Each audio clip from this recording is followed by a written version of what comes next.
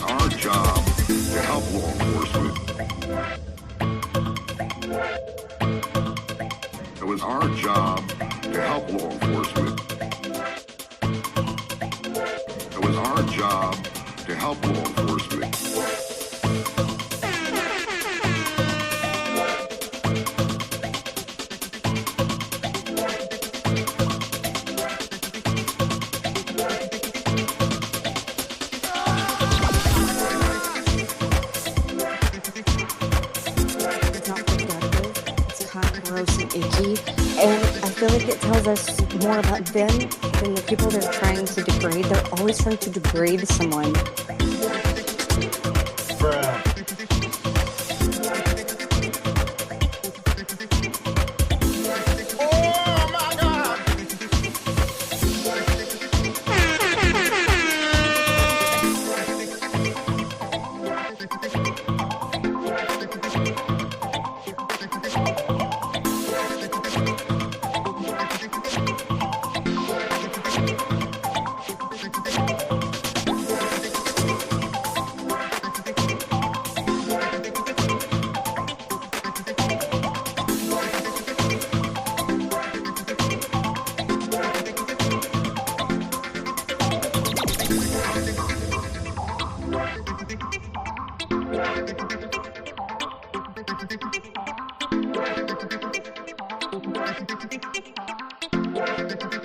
Okay, check. Testing.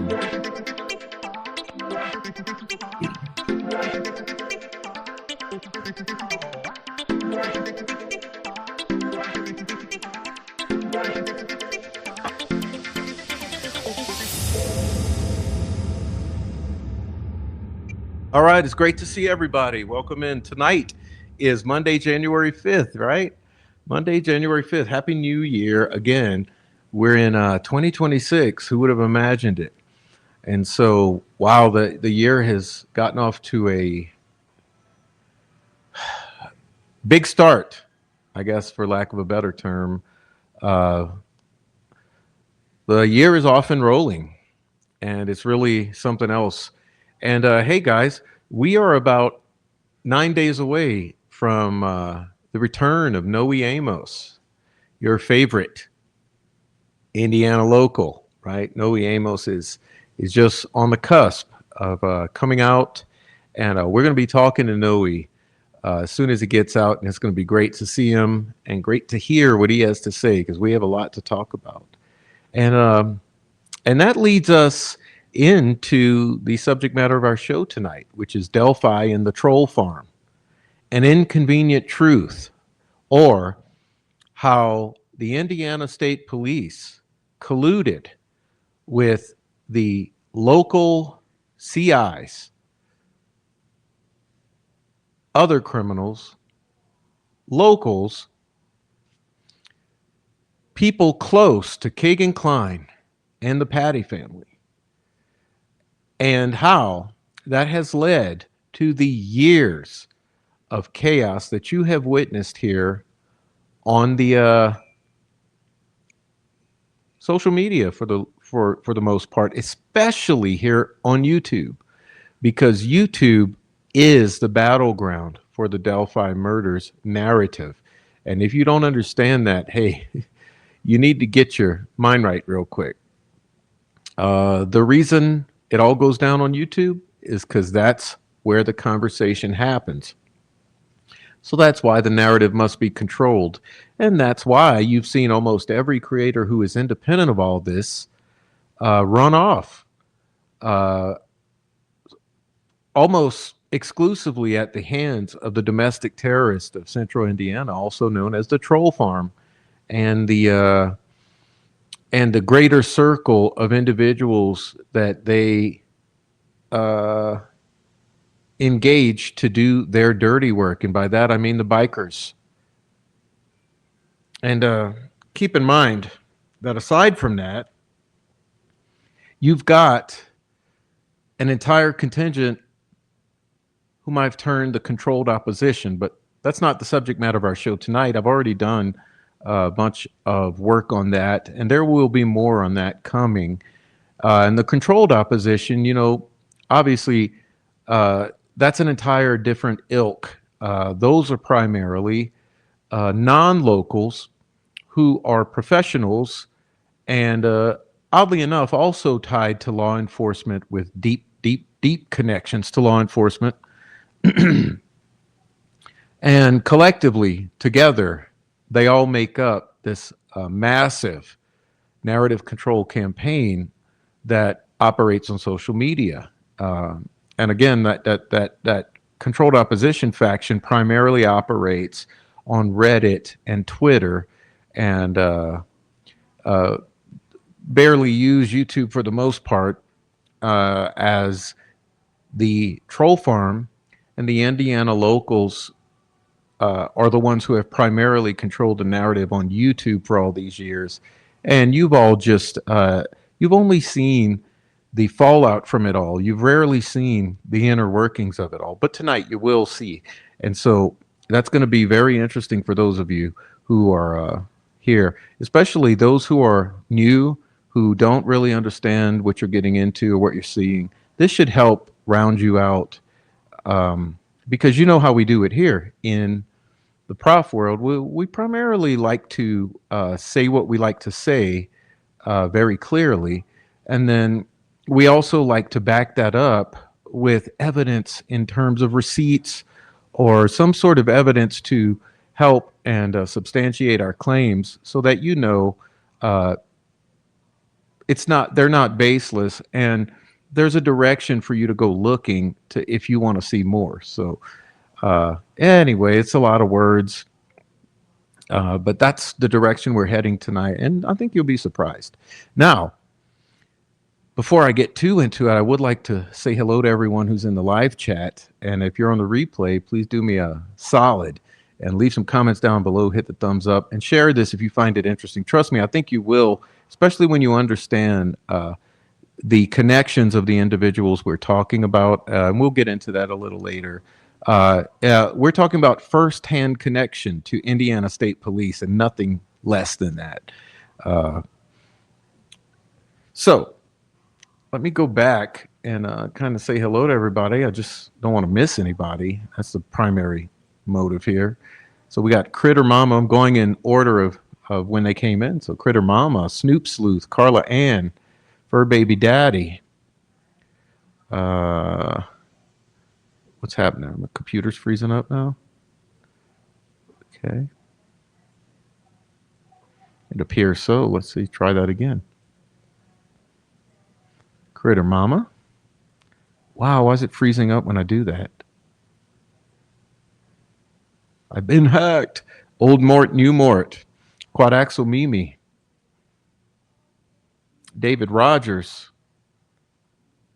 Nicole Watt. There we go. Rebecca Ann. Okay, 4 pit bulls across America. Adrian. All right.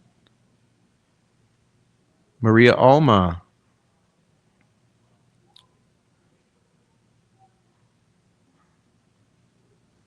Who else we got in here? Dieter. Okay, good to see you. Fur Baby Daddy's here. Dieter Snoop Sleuth. Okay. Pertinent. Did I see Deb? Granny D. Good to see you. Swade Smith. Hey, Swade. All right. Dom S. What's up, Dom? See Deb. I see it's a new day. Welcome, welcome, welcome. Yeah, everybody. I think we're doing good. Oh, Zaddy's here. What's up, Zaddy? All right. So, yo, anyone new come in, greet them, please. No trolls allowed.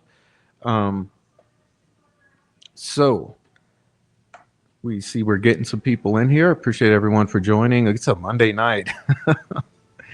Monday night, right after the new year, after the holidays. So, ooh, it's one of those type of Mondays. Good to see everyone. I've missed Rafi too. Okay. Zaddy, Deb, Nicole, Adrian. Good. David Rogers. Okay. Good to see everybody. All right. I just realized that I didn't get something together at the beginning of the show, so I'll have to be doing it on the fly. But we'll get there too. Let's see. We'll get there. Let me think for a second.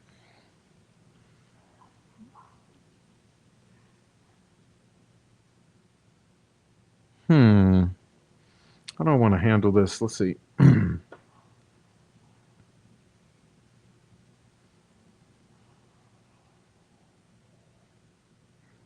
All right, that's that.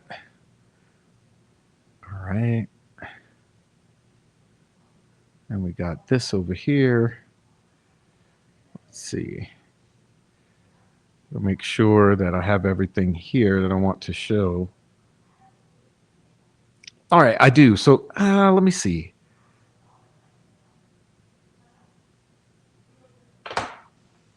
Yeah, let me try. Let me try to start us off this way. So it's going to take me a second because I'm ill prepared. All right. Boom. We're going to do that. I'm going to do this.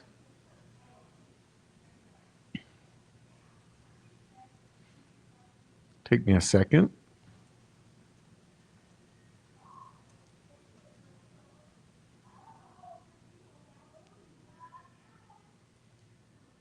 Okay, we're going to go to that. We're going to say boom. Okay, let's do this. Click it.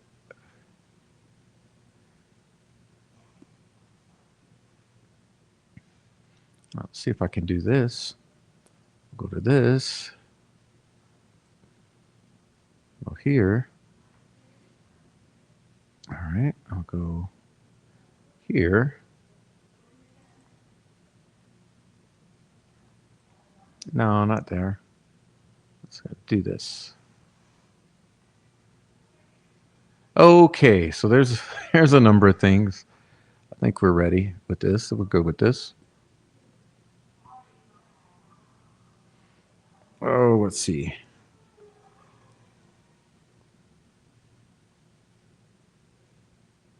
All right, we're going to go here. I'm going to do that. All right. Good to see everybody.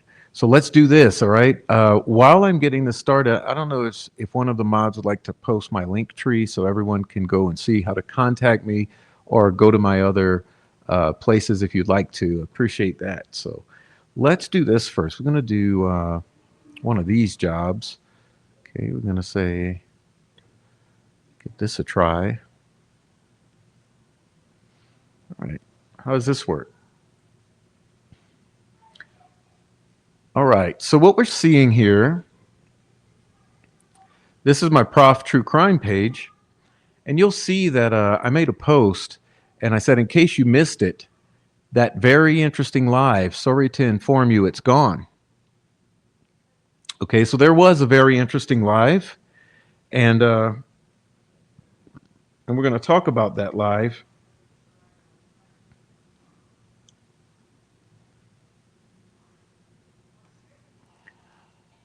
There was a very, very interesting live, which was there was a live by the ex-wife of Tony Klein. Okay, the ex-wife of Tony Klein did a recent live, and which she said a lot of interesting things. And unfortunately, almost immediately when that live was over, it was deleted. Okay. And so what was interesting is at the end of that live, we had a little scenario develop in which the following question was asked. When did ISP call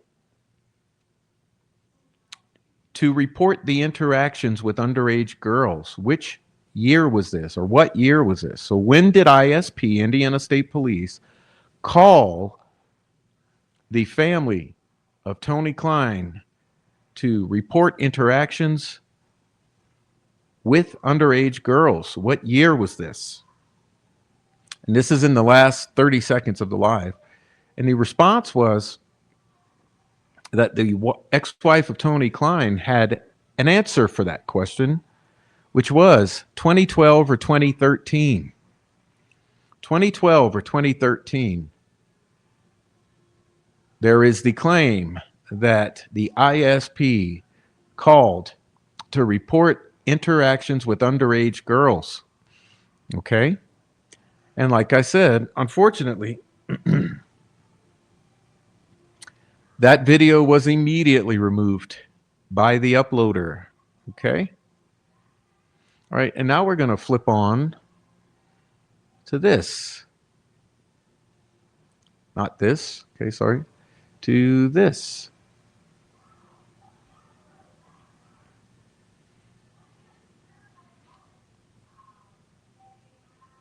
Not this. What the heck am I doing? There. All right. So this is this post about Noe. And I made a post yesterday saying only 10 days away. Well, now it's 9 from completing his term and a bold and triumphant return. Okay. And here's Noe. You see Noe holding a Justice for Abby and Libby sign out in front of the courthouse. This is Noe marching for justice on troll patrol in the state of Indiana here. There goes Noe. As you see, it has 112 likes. People like Noe. You see the 112 likes there? Okay. People are glad to hear that Noe's returning. And then I made a post 2 days ago that the very last live stream that I did, which was called Anthony_Shots, the Peru connection. Remember, I just did a show on Friday, a few days ago, called Anthony_Shots, the Peru connection. And for anyone who's missed that, please make sure you go watch that live. That is a very, very important live. Anthony_Shots, the Peru connection. But I said last night's very important show was attempted to be removed by a fraudulent privacy claim. Okay, and I added some stuff. See the prof's Anthony_Shots, the Peru connection. It was fraudulently reported for a privacy violation. And look at the amount of time. If you notice the timestamp here from 48:46, 48 minutes in, all the way to the end at 2 hours and 26 minutes. So thankfully that did not work out. And anyhow, And I also added this here for you. Last night's very important show. And I added this letter here, which was a tip into the Carroll County Abby and Libby tip line. And I show how the contents of this particular tip in on March 10th, 2022 reveal this connection to the Anthony underscore shots profile. So this is on the community page for you to go read for yourself. We're not going to read through it. And here I show an image of Grayson, Bossy, and Greeno. Okay, three individuals who have colluded to steer this state's narrative in Delphi for years now. And I'm sure all of you are familiar with Grayson, who is the assistant to Lauren Hidden True Crime, who is one of the bloodlusty demon bootlicking guilters in the Delphi sphere. And this is Bossy, who's one of the primary Keegan Klein protectors and harassers. And of course, Greeno, who has threatened to kill everybody in this case, including yours truly numerous times, Rick Snay, Noe Amos, Richard Allen, Andy Baldwin, and the like. And I have attached some screenshots here, okay? Including this one, I think is very important for you, which is like Indie Archive reaching out to me to call the police on Noe for probably the 10th time, okay? Call the police on Noe. Indie Archive, whose father is the 40-plus year police commissioner of Carmel, Indiana. Indie Archive, who also drives around Doug Carter and Jinx 13, the leader of one of the leaders of the troll farm. Okay, so Indie Archive driving around Doug Carter and Jinx 13, and also stalking individuals in the Delphi case, utilizing his drone, urging this Bossy to call the police on Noe for probably the 10th time in at least 2 years. They want me to call the law on him. Okay, that's how they operate. And see, there's just some things here. Okay, I am the one who called the ballpark to have him trespass. I talked to Eric Erskine directly. Okay, and they trespassed Noe. And so, what is the point of all of this, Prof? Well, what I'm attempting to show you is how these individuals in particular are the guiding force behind Noe ending up back in jail in the past 6 months. They continuously colluded to have Noe arrested, and you're going to see more about that tonight. But that includes, okay, that includes multiple false reports, as you saw just there, more than 10 false reports on Noe and more on Noe. That also included fraudulent or false or unsubstantiated ex parte protective orders attempted on Noe, which caused him a loss of income, tied him up, caused him a lot of grief and stress. And all those substantiated protective orders that these specific individuals drug him into court for were thrown out of court because they were baseless and unsubstantiated. And these individuals also, you've seen plenty of evidence, have followed Noe all around the state of Indiana to all of his court hearings and all a kind of other places. They've even stalked him in person when he's just sitting on a park bench doing live streams, and they run by, and they've stalked him other places and taken photographs and videos of him. So this was a constant stalking and harassment and weaponization of the court system or legal system against Noe. Okay, and then I showed you in my last show as well. The same with me, the false reporting to my law enforcement, the false reporting to my CPS, the multiple death threats, and the attempted doxing. I'm sorry, the attempted swatting and doxing, and now the baseless copyright lawsuit. So it's deeper than anyone could ever think in this fight, right? And I made the point in my last show how odd that everyone would be so up in arms and just clutching their pearls over hidden true crime Lauren, when what has happened to us is 100-fold. Okay, so the aggression and the weaponization that's happened to Noe and I is 100-fold anything Lauren True Crime has ever attempted with her enemies or people she's fighting. Yet we don't get the outrage here in Delphi. In Delphi, they tend to victim blame.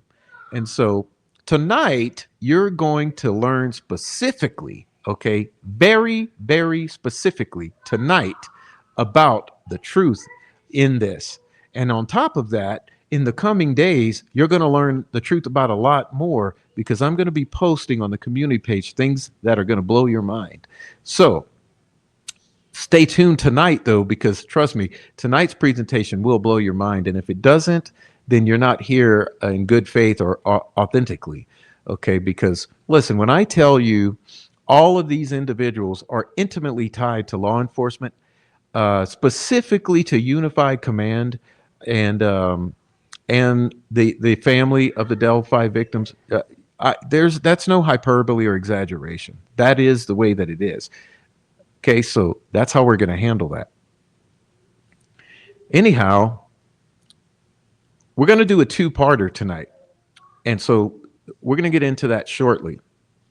Now, the first thing we're going to get into is from a troll farm whistleblower. Okay, so we've been very fortunate enough in the past year or two that we've had several troll farm whistleblowers come forward. Okay, so I think you all should realize, and trust me, a lot of this has not been published or explained well yet, but we've had whistleblowers come forward, both on both sides. So we've had PR faction or crank whistleblowers come forward who have blown the whistle on some of the people tied to the defense team and the like. And we've also had a few troll farm whistleblowers who have come forward and blown the whistle on some of what has actually taken place behind the scenes. And so for that reason, we've been able to get ahead the way that we have in what we've been presenting in the past, I don't know, year. And I know it's difficult for a lot of you. You know, I'm very well that it's very difficult for so many of you to really understand.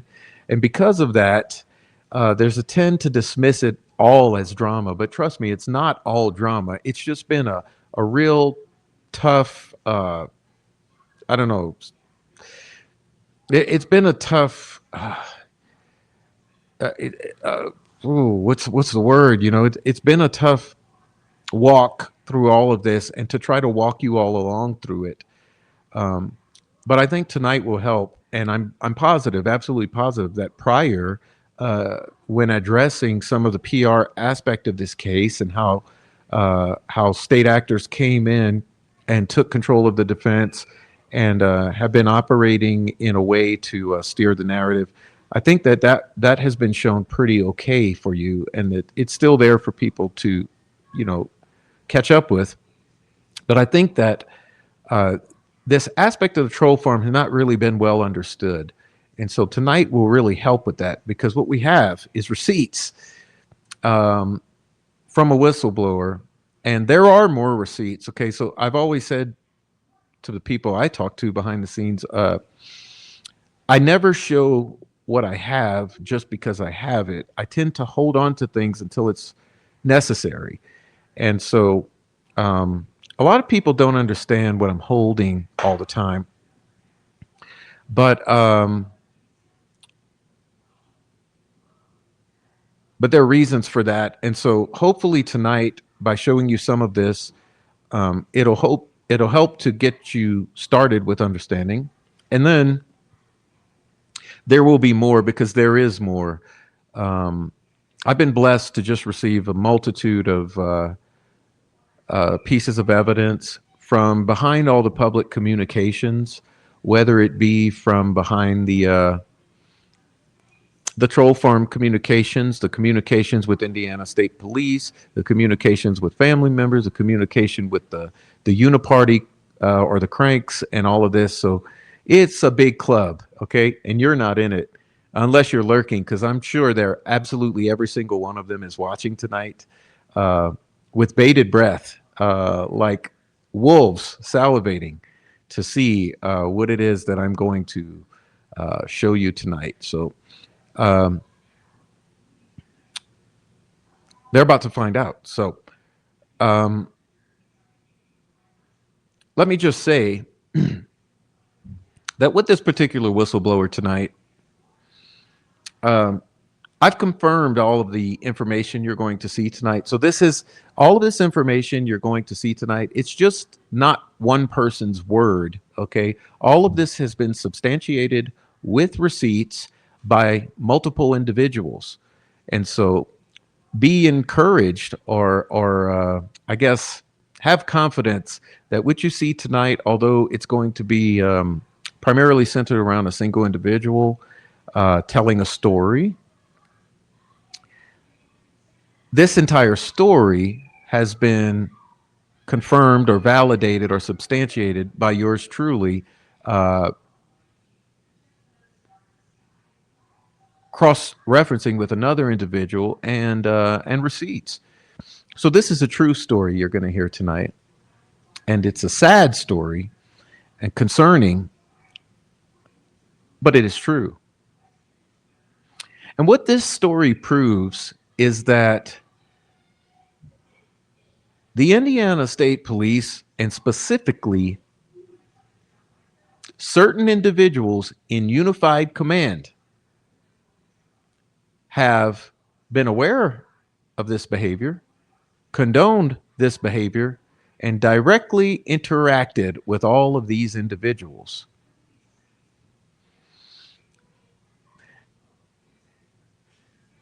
These individuals have also utilized biker gangs to do on the ground, real life work. So not only do you have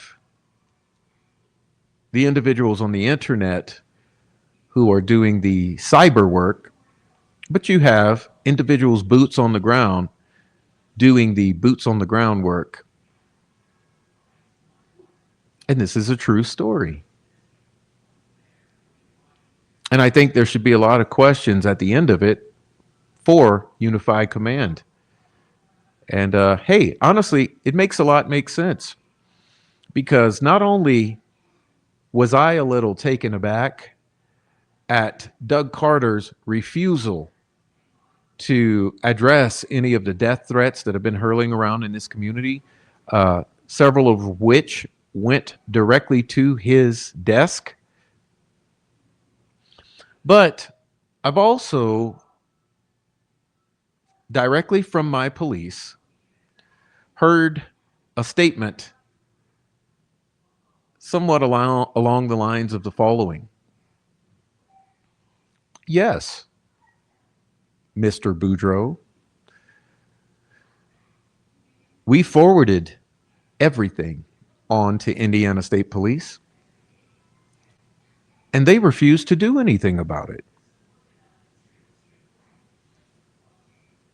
Do I need to repeat that again?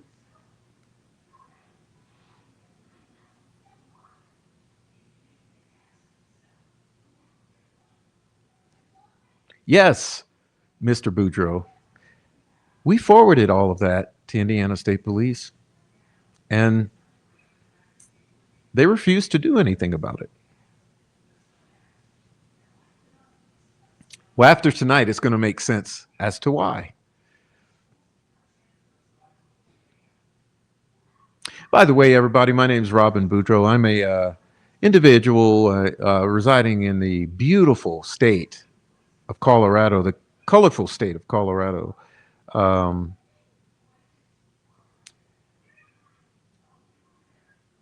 it's just extremely fascinating that these individuals consistently try to intimidate and harass by using my birth name, or like, as if that matters whatever the hell my name is. It doesn't matter what the hell my name is. It's not the name, it's the message that matters. But yeah, we're going to put that to rest tonight. So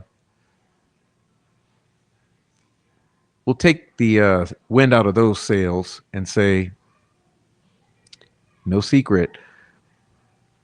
But what you're going to see tonight has been one of the biggest secrets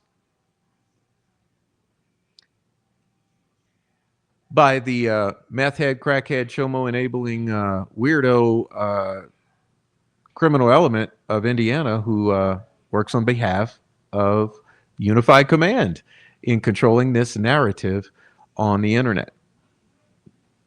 So let's get to it.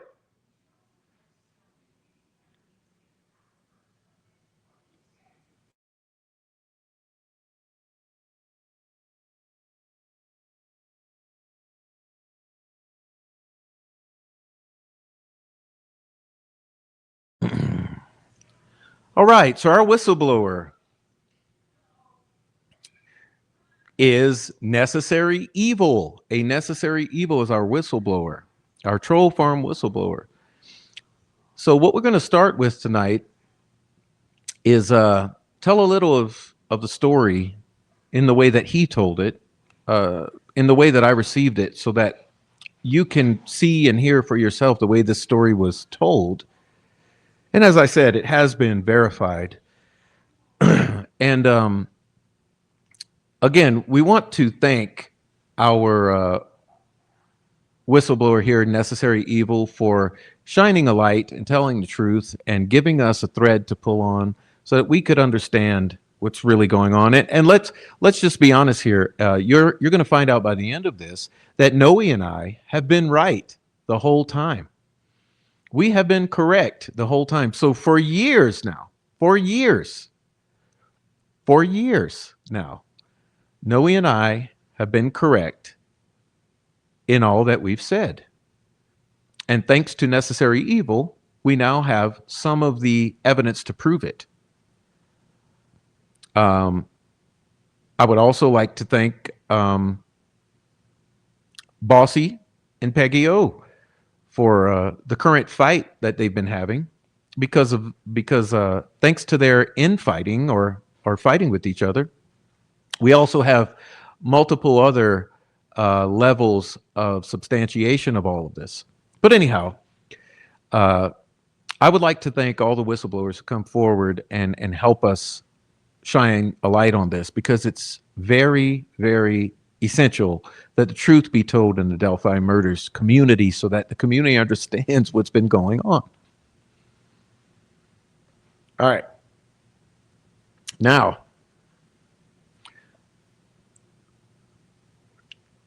in full disclosure, I think I should say that there are more what you're going to see tonight are excerpts from a longer conversation. We're only going to really take a look at the pertinent aspects or the pertinent parts of it, because there's no reason to talk about stuff that doesn't matter. So tonight we're going to talk about stuff that does matter. Anyhow, so this is how this starts. So Necessary Evil says, sup, I didn't see an email back, but when I got back in, I'll see Discord. If you were wondering what I told Alex, it's 100% true that Reg, or Tyler Carpenter, after you guys doxed him, tried to set in motion some pretty twisted plans. I'm the one who shut it down because I didn't trust him and thought he was a spy or something. You and Noe both were targeted. And most of anything they were involved in back then up until 6 months ago, I know about. Okay?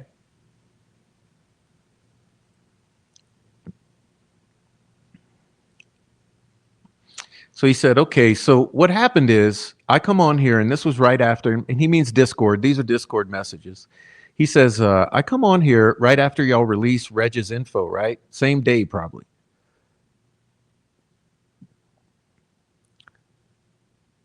And Reg's Discord server is lining up the dudes offering to buy plane tickets. It had evolved, and Reg eventually deleted his Discord server. And this one was now Jinx Cord that this continued in. So I'm like, what the F is going on? And they tell me about the doxing, and Reg is like, just the man I was looking for, Charles. You want tickets too? And I'm thinking he wants to confront y'all, etc. And like, sure, I can prevent things if it all goes south. Tommy, Ruckus, and a bunch more were going to join Tyler. And I didn't trust Reg for all the reasons. And I told everyone, hold up and shut it all down. And said, why?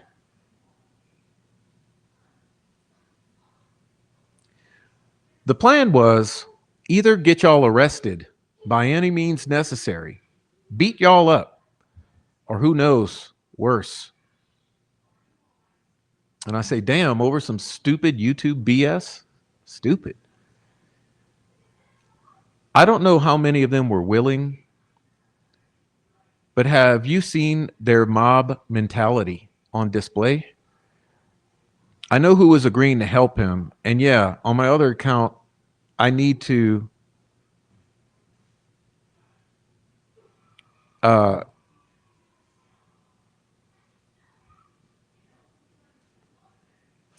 don't know, kind of get via Discord all the screenshots. All right. They jumped. Snays mod Gail. That's Gail. You know Gail and Adrian. So I say, what's the history of the troll farm? And why did they attack me in the first place, going way back? I'll tell you everything I know and even give proof of it all. I'm not dumb. I took lots of screenshots. I said, is someone paying them? Are they working for LE? For the bike gang? Who put this shit together in the first place? That I do not know. They always seemed like church kids to me. They wanted to be bad criminals, etc., but just weren't. I think I do know where the biker stuff came in. I said, just tell me from the beginning, and after you tell me, you can just put all the damn screenshots you want. All right. He says, there are two biker clubs y'all talk about.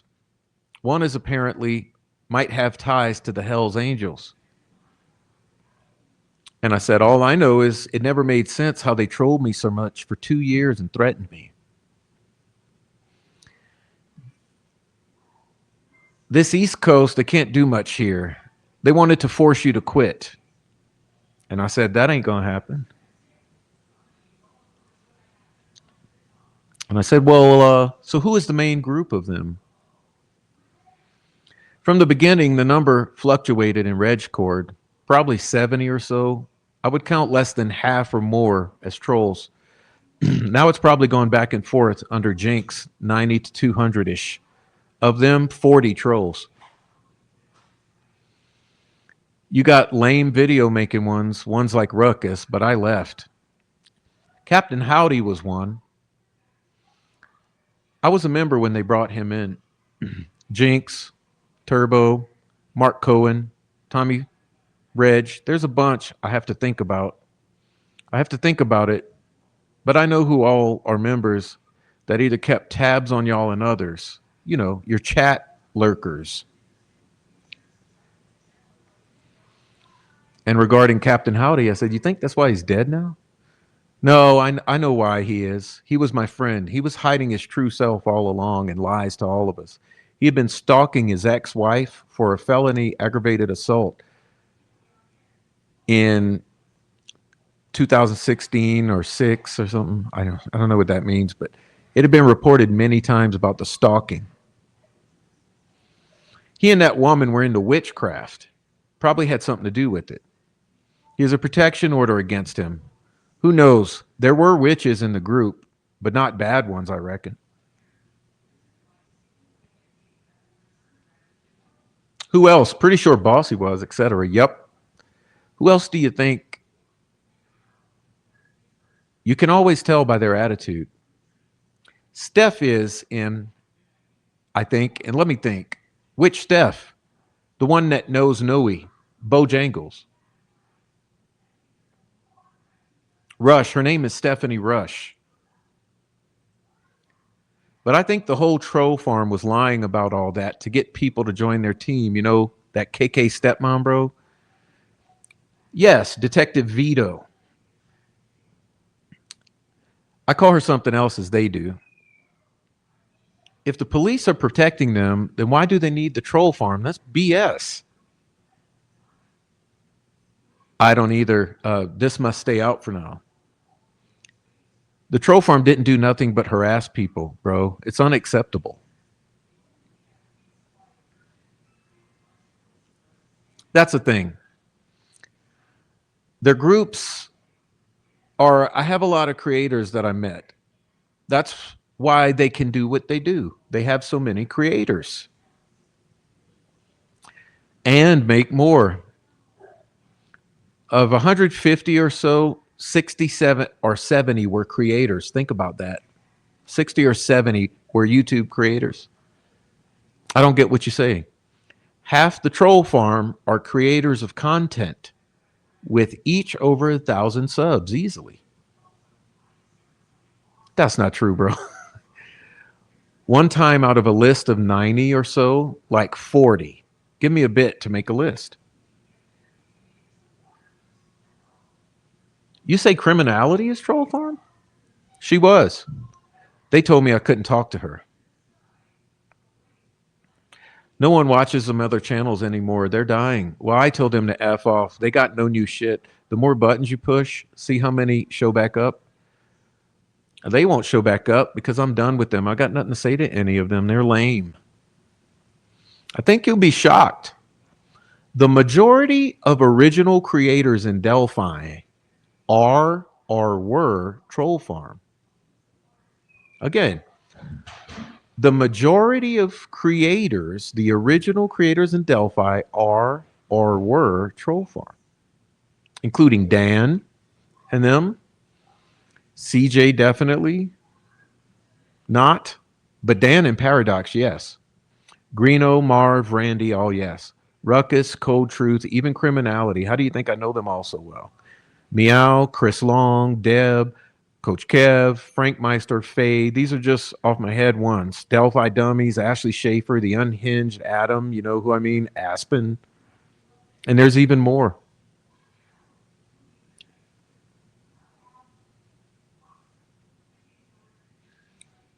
I don't have too much on Bossy, as she was kicked out early on when Noe got there, but later she would try to manipulate me and others to try to get money with sob stories. Ruckus, lol. Much easier, I can tell you what I know, or probably send you in a direction to find the actual source. For one, he was the one major leak of the crime scene photos in the troll farm. He uploaded them to Telegram and then linked people in Reg's Discord. He also is like a sex freak, and there was a female creator who was a beauty pageant winner. And once Ruckus started talking to wife or not, he couldn't help himself but be a fucking perv. Dutch Frank has her exact info if you really want to get them. Everything I know about Jinx, everyone else does too. DUI, meth, nine fingers, etc. Lay off her real name and stick more to her mugshots, charges, and all. And cleaning off some benches will never get you into heaven with the nasty junk you've done. Don't know, but Deb, she's a follower of Pick Me, bitch. I think everyone else, but sounds like you just need mods and trolls. I'll think of everyone else. Emma always helps too, but with these scumbags, I don't know what that means. They all have 5 alternates and Paulie. Keep driving home that Gibbo's a woman beater and a drunk. I call him Captain Howdy Jr. and it pisses him off When's your next live? I'll give you info, but you got to have mods ready. And the account I tell you, aka me, will join in against them.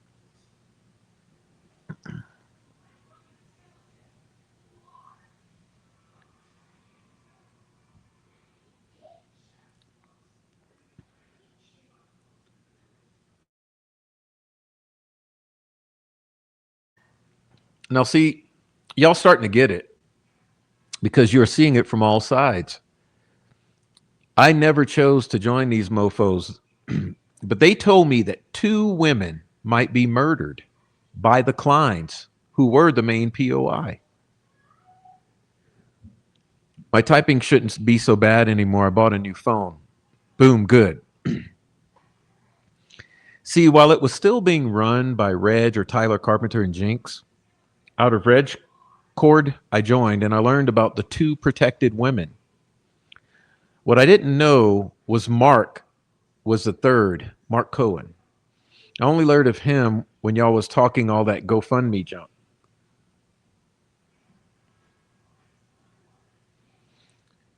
FYI, you were close as I do talk to Robin too, but she wasn't in our cord. That's Tony Klein's other ex-wife. Keegan Klein's stepmom was the main one protected. Bo was just her best friend and it didn't matter. And I'm quite certain of that as Jill is still my friend on Facebook and we are real close.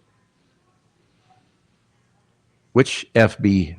Facebook. The only one I have isn't her name. It's something about dreams. Mainly we use Messenger, but I have her phone number and all that as well. When me and Bo were kicked, Jill left with us and Jinx was pissed.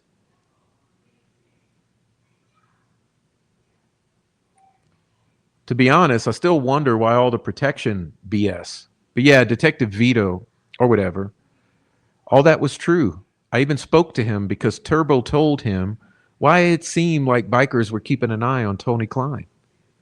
Because I asked them to. Not the racist Odin lovers, but the outlaws. What are you saying about Vito? Yeah, he was protecting Bo and Jill and asked us to keep an eye on them online, etc. Detective Vito? WTF? He asked you, the entire troll farm? Jinx? Who? Exactly. He just said, well, she's taking a liking to y'all. Keep an eye out for her. I'm sure at least Ruckus heard the same. See, there's an insane story how I met Jill and them. So how do you turn that into beating the fuck and harassing the fuck out of me? No, that was all Reg. You doxed him. Then why was Tommy Frost and Chris Long and everybody doing it? Mob mentality. Think of how they like to jump people. I saw it right away and I said, like, shut the shit down. Because I don't follow rules and have no respect for authority. Sometimes that's a good thing. Even if someone outranks you doesn't mean they control you. It was more than that, though. They seemed happy to get involved. I cannot tell you what actually would have happened if those people got on those flights. But Reg wanted y'all beat up in prison on false charges. Or as he said, who knows?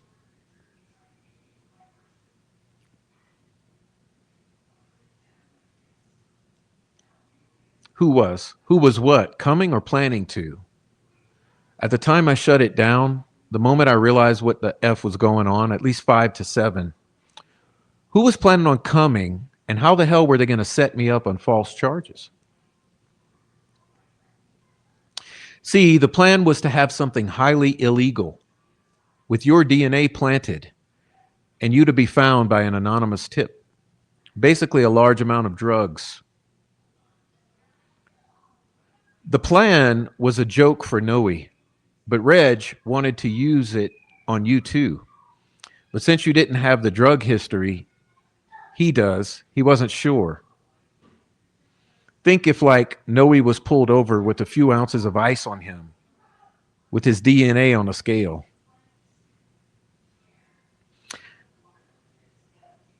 Etc.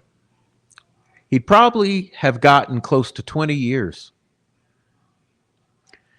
And Tyler has the people, the means, and the money to pull it off, but he needed the connections in Colorado and Indiana.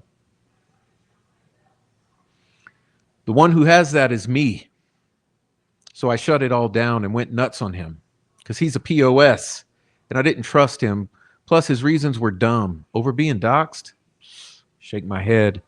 He was literally in the process of booking my actual flight. That's when I realized this was no longer a joke. I like to joke about being evil and shit, but this kind of shit worries me. Reg was true evil, and Jinx was with him and told him he needed my help. She knew my family had bikers in it, etc. Ridiculous. I never trusted Jinx again after that. Yeah, dude, there's no reason for it. Like I said before, y'all can be annoying sometimes, but I had no hatred or even wished ill on you guys. Dude, if you got screenshots of all this, please send them to me. I don't care if you send 1,000.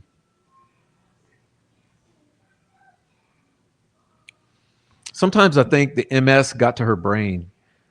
They take the naming of the family as possible suspects so personally. But I've researched like 200,000 cases, and family is always the first to be suspected. As an investigator, you have to be unbiased. I told Noe long ago, I got no issues with you guys. It's more or less just a bit of messing with you because it lightens the dark, sinister case info, you know? It didn't occur to me for a while, all the hatred they all felt, and I was shocked by it. As I said, I cared about Jill and Bo and the rest of them. The rest of them could fuck off. Real lives mattered to me. Now, Bo and the rest, I'm going to set their internet and real lives on fire. I've already started by letting their targets know what they tried to do.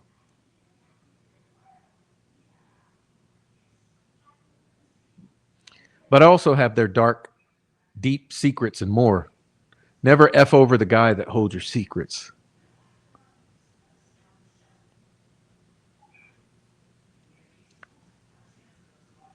Will do. Mainly I'm going after them as well, FYI, and you can let Noe know. Her name isn't Stephanie Rush, not even close. Bo threw some other lady under the bus and has been using her identity. I've got her felony rap sheet, mugshot, name, address, and everything.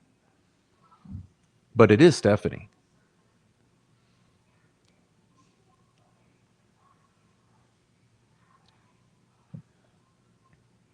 You got Noe's number? Wanted to let him know a few things too. Well, what's her real name then? Real common. I still have to redact her last name. The moment I'm sure is going to happen, and I still have hope. The only weird shit besides her entrance is only me. I got far worse on her than her name, in her own words too. By the time I'm done, she'll be gone. I know because I've been kind with her for a long time. So be patient. When I showed y'all what I have on her alone, makes it worth the wait. She's going to end up getting the worst of it all.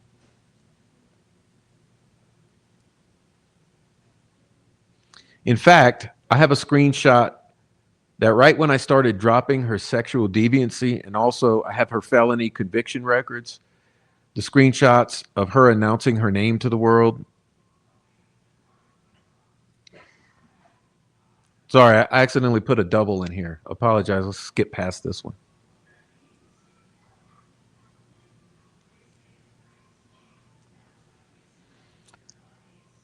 So Reg wanted y'all beat up in prison on false charges, as he said.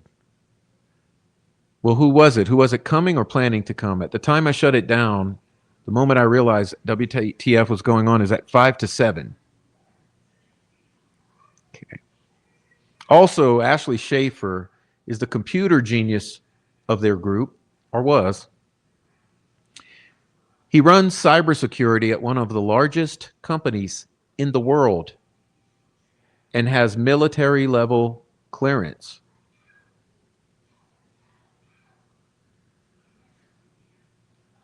He quit the group amongst problems with his fiancée, hybrid Pisces, and health issues before Frosty left.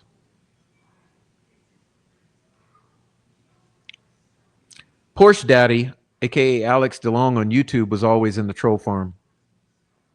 Yes, that guy. Schaefer's identity is also a closely kept secret, like cowboy. Cowboy.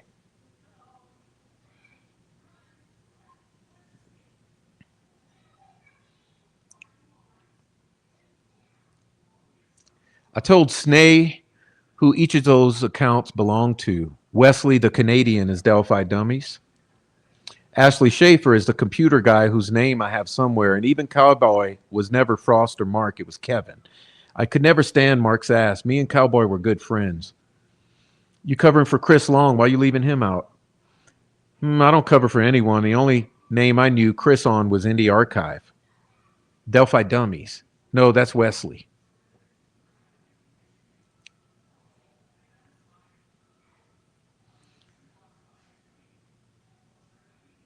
So this goes back to Tony Klein's ex-wife. So it says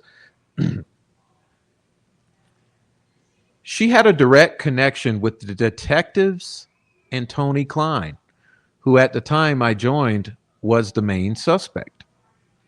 You tell me what you'll believe when homicide detectives are talking to you. Vito, Holman, and another.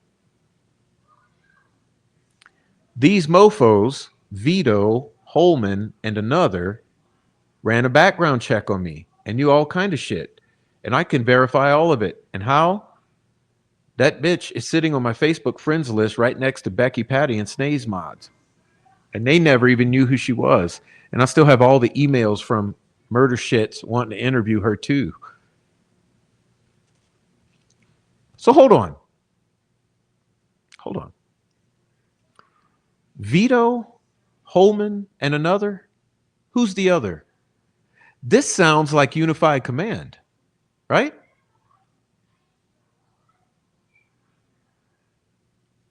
Vito, Holman, unified command?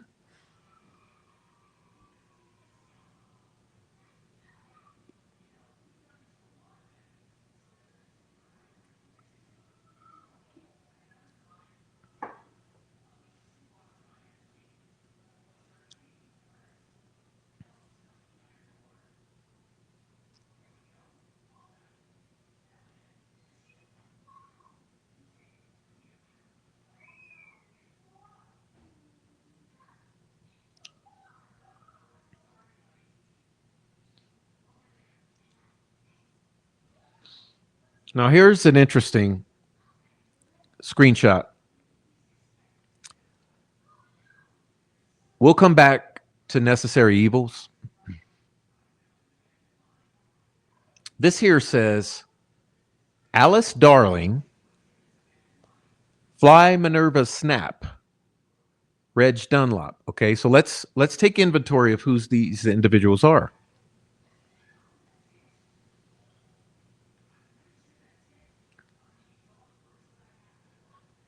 Alice Darling is Tony Klein's ex-wife. Fly Minerva Snap is the Bojangles. Reg Dunlop is Tyler Carpenter. Okay?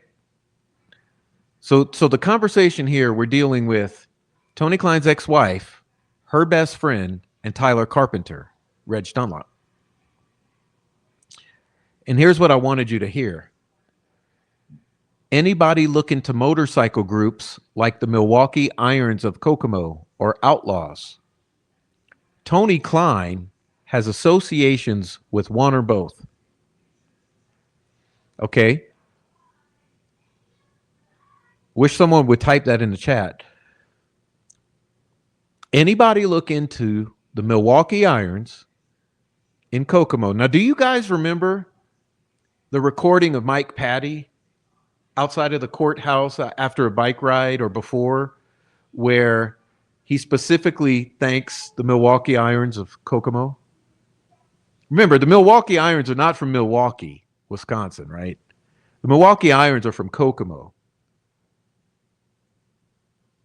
which is exactly where the Kokomo crew is from. And you know, we've talked ad nauseum about the theory of the crime and the Kokomo crew, and it includes Garrett Kurtz and all of them, right? So Gabe Ellis, you know, so we've had Mike Patty specifically thanking and cavorting with the Milwaukee Irons. And this says the Milwaukee Irons and Outlaws, Tony Klein has associations with.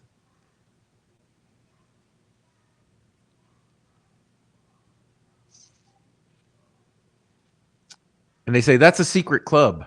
Ah, first rule, Alice. Duh. Don't talk about Fight Club. It does not exist. There's no after hours liquor. Pay to play. Ha ha ha.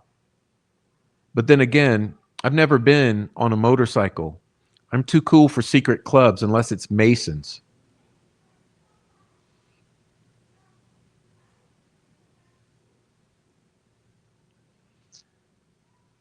Milwaukee Irons, Outlaws, Tony Klein's ex-wife, Masons.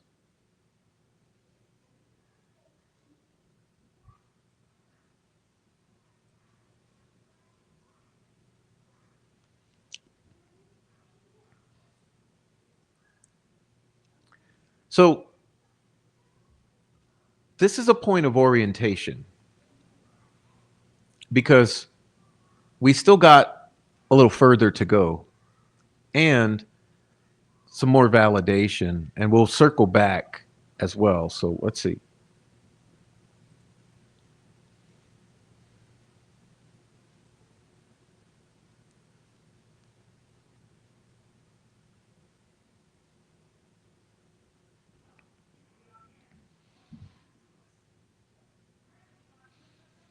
So somebody says Hell's Angels?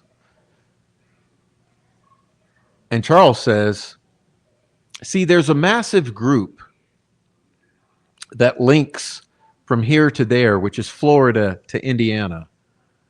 So there's a massive group which links from Florida to Indiana.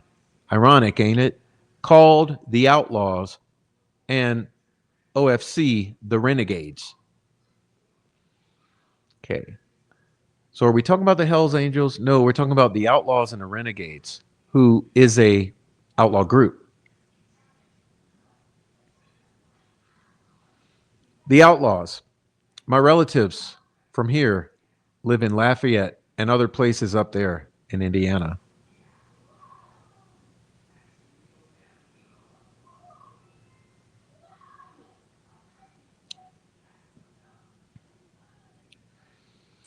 The Outlaws headquarters is here and there. In other words, Florida and Indiana.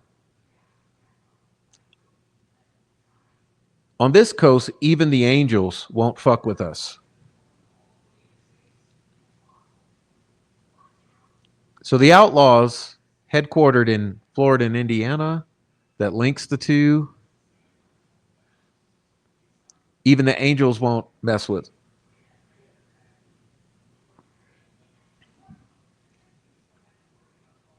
I had an alternative to this situation. I paid my family and their buddies for a couple years to constantly follow Tony Klein and keep an eye on the two. In other words, the two girls, the ex-wife and the best friend. At first, no one believes me. All I got to do is call. And oddly enough, it was also how I knew the Odinists were not involved, because they are kind of a subgroup of the Outlaws.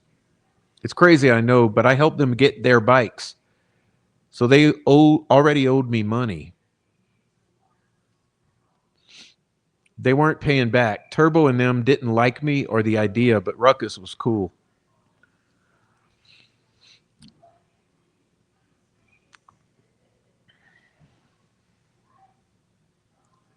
Now, here's a funny thing. This is the third person tied to David Vito, Jerry Holman, and Kagan Klein. Out and about in South Indy being productive.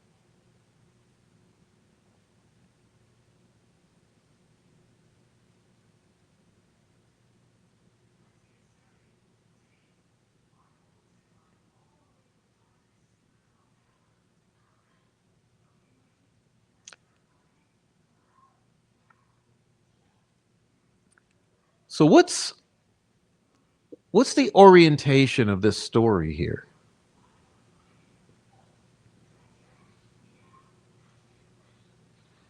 Well, let's see. You got three people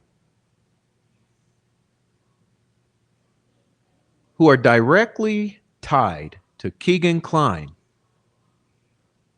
who protect Keegan Klein. That's Bossy, Holly, and Jill. You have the three people tied most closely to Keegan Klein in the area, directly working with David Vito, Jerry Holman of Unified Command, talking about having the troll farm attack people, even physically attack people, plant drugs on them, plant their DNA in drugs, have them arrested, and at the same time, you have the Outlaws and the Milwaukee Irons or Renegades tracking Tony Klein on the streets.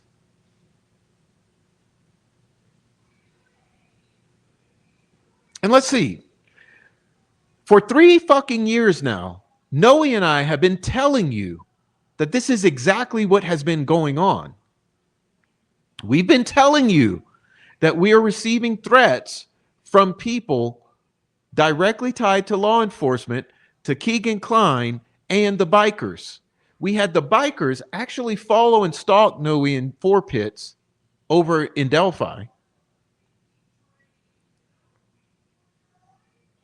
We had these exact individuals stalking and harassing us on YouTube for years now, falsely reporting us to our law enforcement, to probation officers, weaponizing the court system, fraudulent copyright strikes, privacy claims, and all the like on the YouTubes, doxing, harassing, literal death threats from people who are advocates for Keegan Klein, who are directly tied to the biker clubs and the Unified Command. And the entire time, Noe and I have been screaming this, and no one hears it, and we look crazy. So let's bring this back again. And I mean, take a look at my thumbnail. You know, actually, let me pull it up. Let me pull up my thumbnail.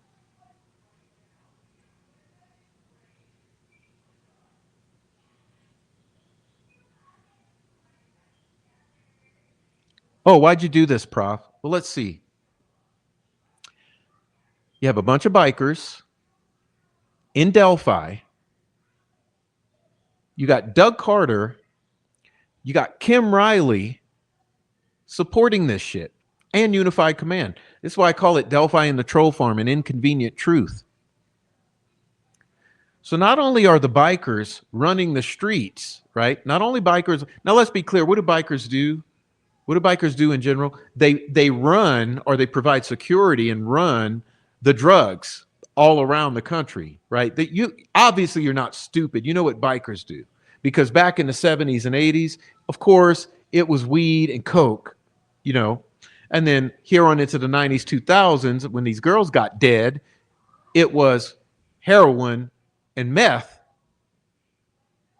So these very bikers who every year go gather in thousands upon thousands in Delphi as a showing of force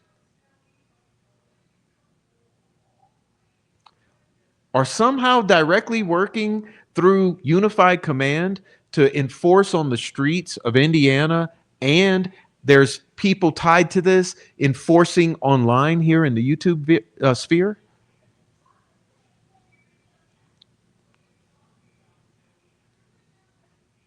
Does anyone understand what we are saying about what happened in Indiana since 2017, in the aftermath of this crime against Libby and Abby? Do you think this is all on the up and up? You don't think any CIs are involved in this at all? That none that shit goes this direction?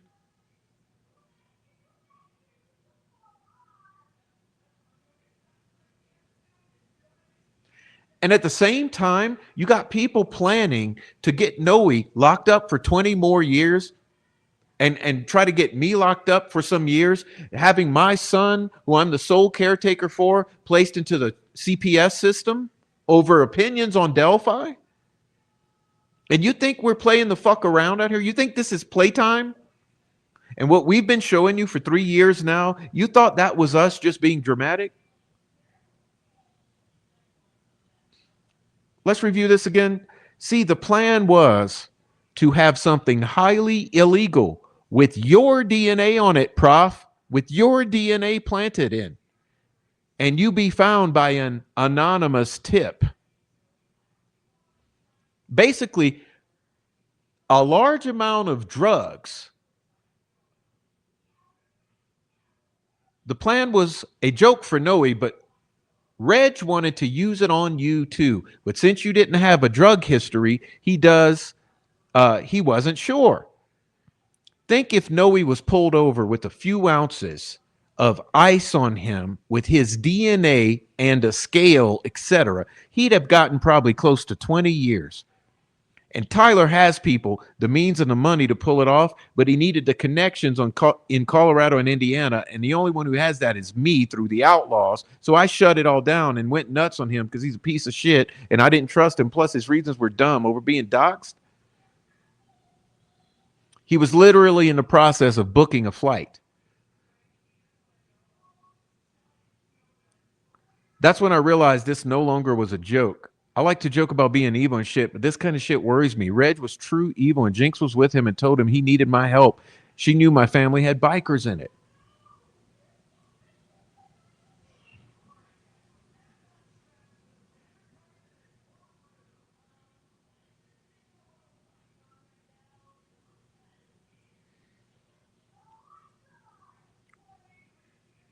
And you thought we've been making this up. How did we make up all the death threats that we've literally posted on here, both in audio and text format? How did I make up the email that I sent to Doug Carter telling him all about this, including the fact that I was hacked, stalked by drone by a direct individual in this very circle, the one who caused Bossy to call the cops at least 10 plus times on Noe. And look, where did Noe end up? Locked up right now. And by the way, he's getting the Richard Allen treatment according to him. He's been in solitary for a month now. Okay, he gets 1 hour a day to either shower or relax or go watch TV or get commissary. You understand what's going on with Noe? Trust me, you'll hear it when he gets out. And he's going to hear all of this.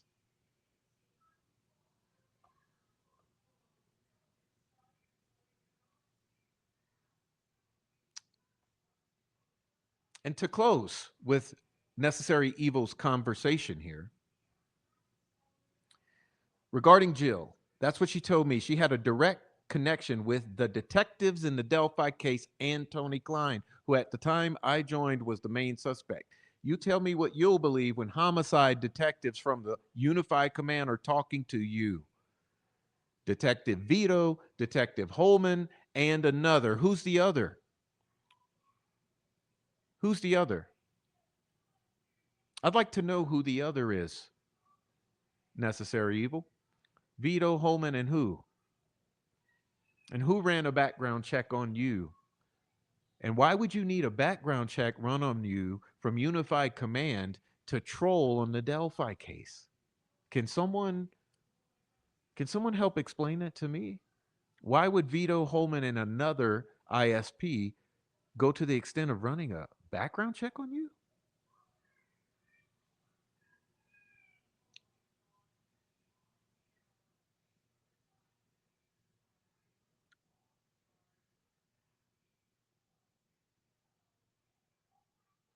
Who else was Vito talking to? Let's see. Murder Sheet. Murder Sheet, right?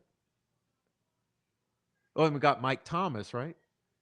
Um, Detective Kendall, remember? Hmm. We got Jerry Holman. Hmm. Who's leaking? Who's leaking the ruckus?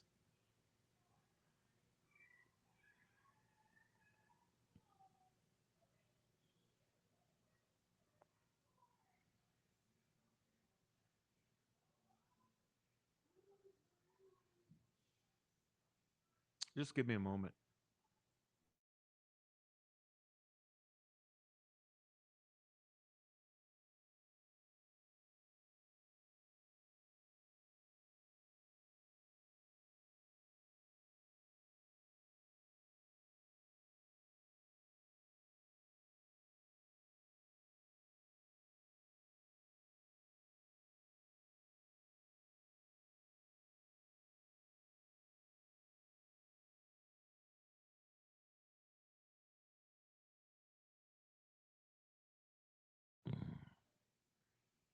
Okay, at this point, we're going to shift gears to understand this all a little better.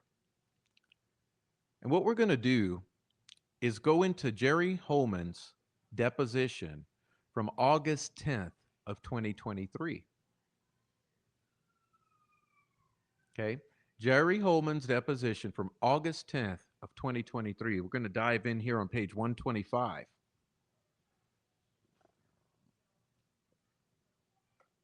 That's what we're going to do.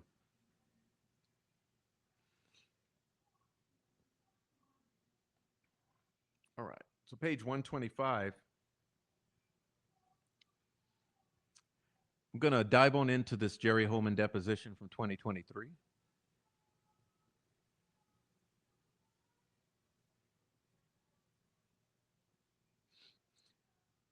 It says, so there was some tension because of the flow of information wasn't what your team wanted it to be between the two entities, FBI and ISP. Correct. And there were some finger pointing issues. Okay. What was the significance of the video from the Marathon station?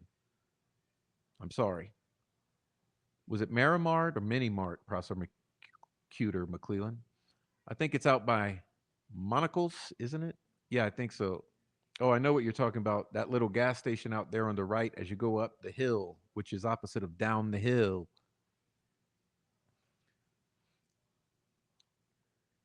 Mr. Rozzi. Yeah, what was the significance of that? I guess it's worth asking. Some phone data that someone was searching that location that day, the day the girls, that's Keegan Klein. Okay, that's Keegan Klein who searched the Marathon station, right? So theoretically, someone was in the parking lot or in the building or somewhere near that site? No. There was a thumbnail that someone was searching that particular location that we had tips on, and we were trying to find out if they were there utilizing the video, and that's when the finger pointing started. Was that information anyway helpful to your investigation? Could have been. Why? Because we could have been able to verify if that person was actually in Delphi, Keegan Klein. Who was that person? Keegan Klein. Okay. So I guess I'm asking fair questions.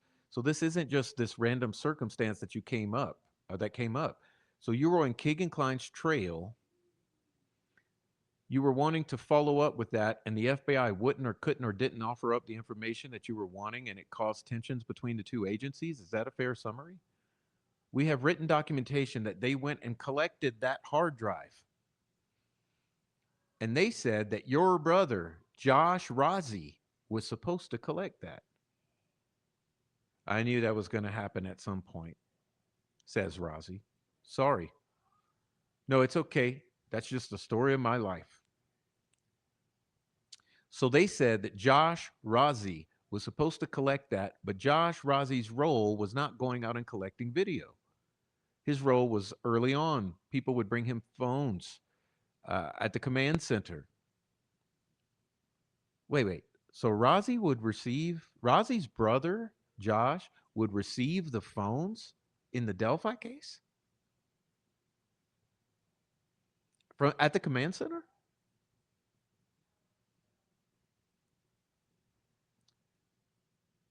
And he's a DMRS certified. So when the superintendent found out they were trying to finger point the state police, and particularly Josh Rozzi, that struck a nerve with him. And we thought that it was very pertinent to the investigation, says Holman. And when they said that they weren't the ones that went and got it, that we were, and that caused some issues. What? So who got the drive from the marathon station? What? So Doug Carter, Superintendent Carter, stepped in and took care of those issues.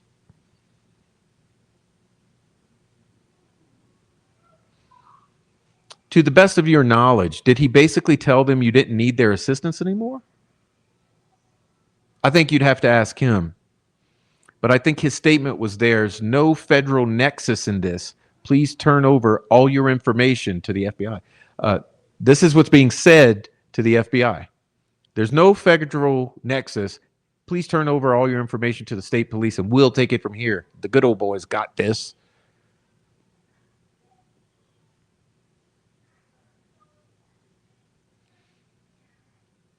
So you didn't have that conversation with these people? No, but he told you what he said. He told me. You're summarizing? Yeah, and we ended up getting what we believe is all the information that the FBI had. Red flags, anyone? Do we have red flags yet?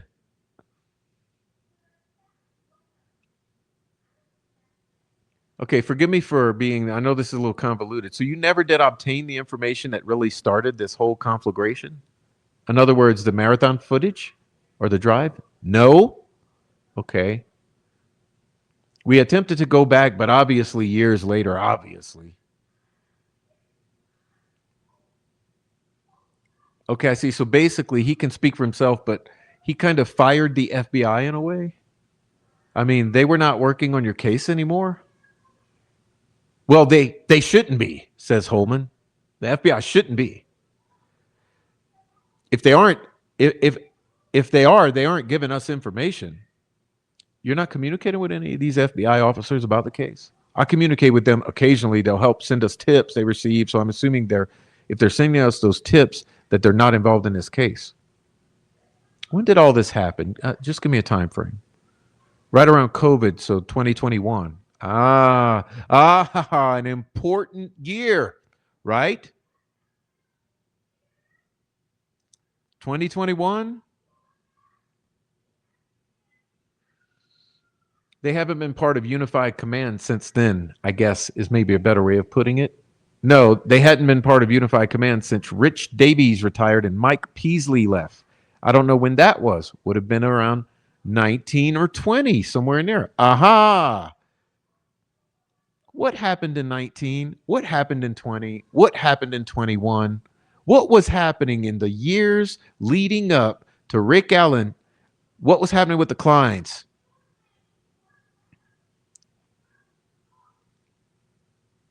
Were there ever any discussions amongst the Unified Command or extension that about concerns about how the FBI handled the investigation when they were initially involved. We had concerns that we weren't getting information. You know, it was like pulling teeth to get a report. And they're 302s, I think they're called. But there were concerns that we weren't getting information that we needed to help. But as far as the investigation, I think they did a fine job. It's just sharing the information we were having issues with. So some of this incident or circumstance which prompted Superintendent Carter to pull the plug was also precipitated by some other smaller, less significant issues. Yes. They were kind of similar, frankly, flow of information. Yes. Okay, were any of these problems related to the processing of the statement Richard Allen gave Lieutenant Captain Doolin? No. Doug Carter, what role did he play in all of this? What's that? What role did Doug Carter have in this investigation? Superintendent of State Police. I mean, he was in front of every camera. And it's okay. That's a job. He's very passionate. Okay, what role did he play in the investigation itself? Kind of nuts and bolts? Zero. Zero in the actual investigation. His role as superintendent to give us manpower, resources, and funding that we needed to conduct the investigation. Now, he's very passionate. It's not uncommon for him to show up at major crime scenes, officer-involved shootings, anything like that. He's just shown up at ones we've worked, just shows up. Hey, what do you need? So it's not uncommon for him. He's very passionate about it. But his role as far as investigation is zero. Zero. He's not an investigator. His role as superintendent makes sure that the state police is providing the necessary resources and manpower. For example, David Vito was fully assigned to this investigation because Jay Harper could retire at any time. That was his decision to allow us to bring in a young detective or trooper and teach him what to do. So you use the word passionate. He strikes me as also kind of a very involved superintendent. Yes, very. Is that a fair word? Yes. Maybe even he's a little bit controlling of a superintendent, more so than maybe what you've dealt with in the past. Oh no, I wouldn't say he's controlling. I've told him no, and he's understood. Doughboy. The state police has an information officer that typically stands in front of the microphone and is trained to speak to the public, right? Yes, we do. And I noticed that Doug Carter took on that role in this case, the Delphi case, in some respects in a more extensive fashion than the press officer. Would you generally agree with that? We had some issues with the sheriff, Tobe Lesenby, and the superintendent, Doug Carter, and we discussed those issues. And I think if you look at the case as it went on, there was less people talking about it. Well, there were some concerns about how information was getting to the public, and you think he was part of cleaning that up? Yeah, he wanted to be the one person. We wanted one person, one voice. We didn't want multiple people talking because obviously that's when discrepancies may occur. So because he's passionate and well-spoken and a drama queen, we did ask him to do a couple of the press conferences, and he agreed to do so. But the information that he released, I don't want to say was approved, but reviewed by Unified Command. Scripted? Well, there were some things that maybe we didn't want him to say, and he didn't. All right, let me get back. Just one thing I kind of forgot to ask you about the second sketch being released. I think in 2019, Superintendent Carter mentioned in that press conference that, you know, this person could be right in this room. We all heard that. And if we act like we don't, then we're really not listening. What's the intention behind that statement? I talked about Pazzapoli and the other guy came and we had them come in and had some strategy. Jerry Holman uses big words when he talks about investigations and strategy. Our strategy was basically, for lack of a better term, call out the person. Tell them, hey, we're on to you. We're watching you. We're coming after you. Whatever comments he said, but it was strategically pointed towards that person to see if we could generate more information or maybe get him active again and maybe make mistakes. Flush a rabbit out of the hole? Yeah, there you go. But at the time, there was no suspicion that the person who committed this crime was right in that room, like from a literal standpoint. Literally? No. Then why do you say it? It's bullshit. It's like everything else in this case, at every single one of those press conferences, all bullshit totally.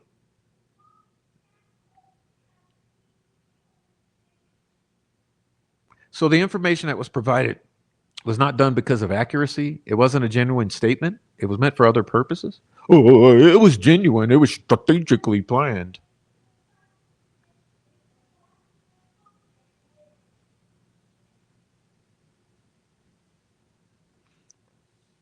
It wasn't accurate. Well, we didn't know that that person was in the room. Well, some people could have surmised that maybe it's the arsonist, right? Like that likes to watch fire, but that was not the case here. No. When at the time, did you have any suspicions at all as to who you were talking to, as to who would be? We had suspicions on it. Yeah. Was one of them Rick Allen? Not at that time. No. All right. Polygraph exams. We kind of just talked about this yesterday. Now, this is where we listen up, okay? Can you just tell me real quick who it is that you know conducted polygraph exams in this case? Just the ones that you're aware of. Stephanie Thompson, who's deceased now, coincidentally. I can't think of the Peru guy. Matt Collins, I believe. Steve Mullen did a couple early. Is Mr. Collins out of Peru? Well, he covers Peru, but I don't think he's out of Peru. I don't think Peru has nothing but math. Okay. He's one of your guys? Yes, Steve is. Who else? Mullen, you said? I thought Steve Mullen may have done a couple early on. He is a polygrapher, but I may be wrong on that, but I know he did. I'm cutting you off because I'm a little impatient in life and not with you at this point. No, you're good. Anybody else you can think of? John Eager from West Lafayette PD. John, Jon. Off the top of my head, I know Steph and Matt did the majority of the polygraphs. Okay, you use polygraphs in the course of your profession all the time, right? Yes. Now I think we're kind of talking about things that you and I have some common familiarity with. In my experience, and correct me if I'm wrong, and one of the most common uses of them is in like sex cases where you've got allegations of molestation and things like that. Is that a fair assessment? Yes, it's a fair assessment. I seem to see the trend more than residential entry cases or burglary cases. Yes. So let me put it this way. Do you agree that you use those exams in cases of high significance, high crimes? Yes. On a consistent basis? Yes. And one of the reasons why you use those exams is because you're trying to determine whether or not somebody is being truthful or dishonest with you? Yes. And when you rely on those to the extent that you believe the accuracy of those, or should I say the results of those, are reliable in a courtroom? Yes. I mean, in other words, you're willing to administer a polygraph to somebody, take that result, walk into a courtroom, and have your prosecutor officer offer it up to a jury? If it's stipulated, yes. And your confidence in that process is so much that you're willing to support that approach? My opinion is that a polygraph is a tool that we use, like you said, to determine if the polygrapher is going to tell whether they detect deception. Oh, here goes his investigator words. But we still use it as a tool to go back and interview and re-interview to let the person know they're being deceptive, and the tests show that. Maybe kind of use it like in the read process, right? Right. It's a tool. Your tool. I haven't thought about that. It's a tool.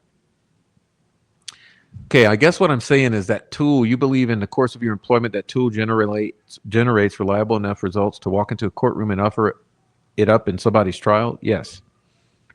I mean, if it didn't, you wouldn't promote that kind of behavior, right? Correct. So in this case, we're not going to get into all of this. Every person you've polygraphed, that's not the point of today. Were you specifically involved in any polygraph examinations where you were sitting there kind of watching, observing, sharing information in that context? One, tell me who that was. Tony Klein. Okay, here's where we get into where you listen. Where did that occur? Peru. Give me some general time frame. Pre-COVID, during COVID? Well, I have to look at the report to tell you. A couple years ago. Okay. Was this around the same time, I believe it was, that Trooper Vito, excuse me, And there was a female officer that was kind of working the Keegan Klein angle. Keegan Klein angle. Two separate investigations.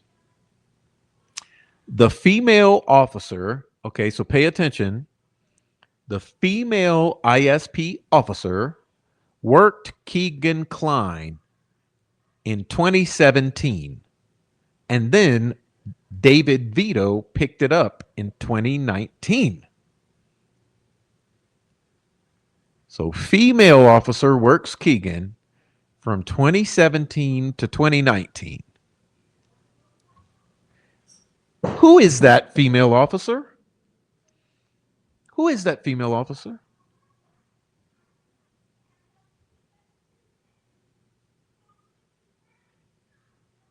And then Vito comes in 2019. What else happens in 2019?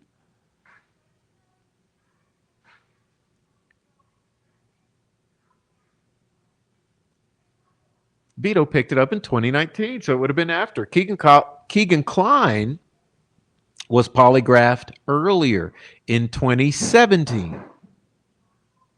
Tony wasn't polygraphed till later.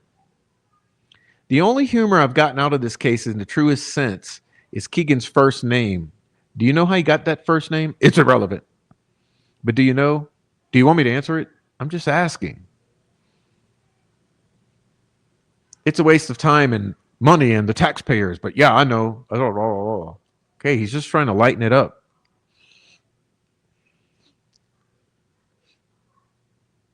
It's kind of interesting. It's weird. It's weird. So with the polygraph exams, that's the only one you participated in is the exam with Tony Klein?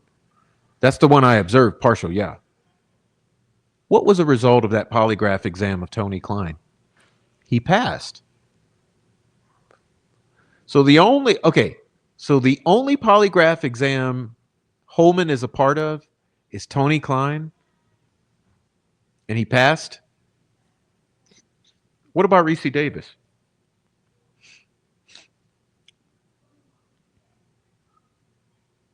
Was his passing the exam enough to convince you that he was not part of this particular act or crime? No.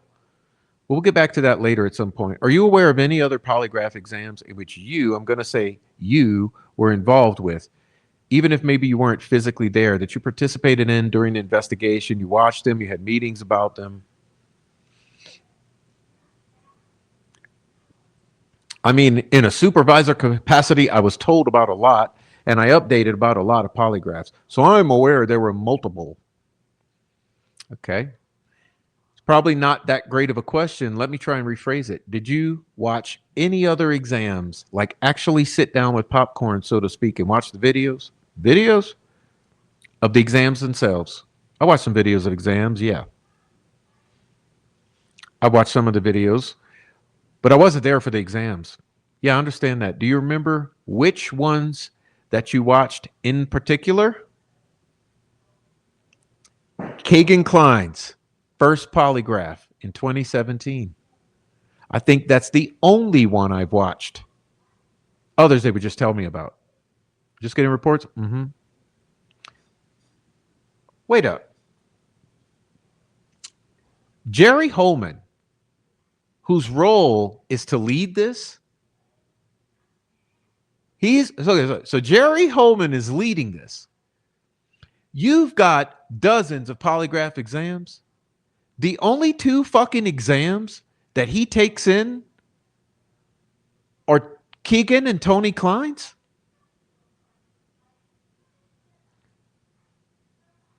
He personally sits in Tony Klein's exam and reviews Keegan Klein's exam. And of course, there's Reese Davis, like Diana is saying. But of course, that never happened, right? Keegan and Tony Klein. Why? Not because possibly it was very important and you're in charge and these are the two most important polygraphs in this whole thing, possibly.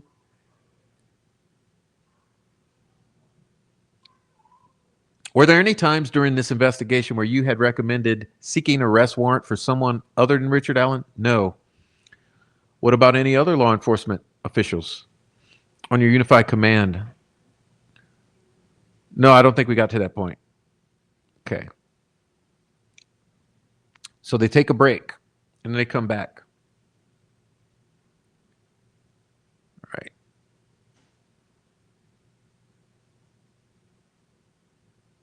Just a moment.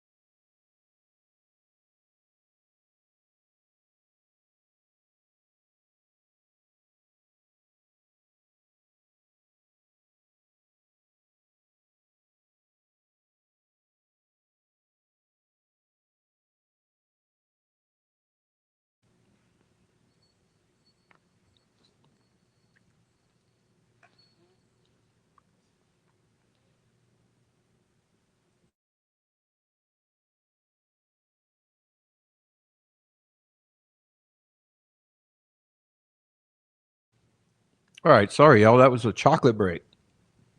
I'm running out of steam. I need to recharge. Okay. They say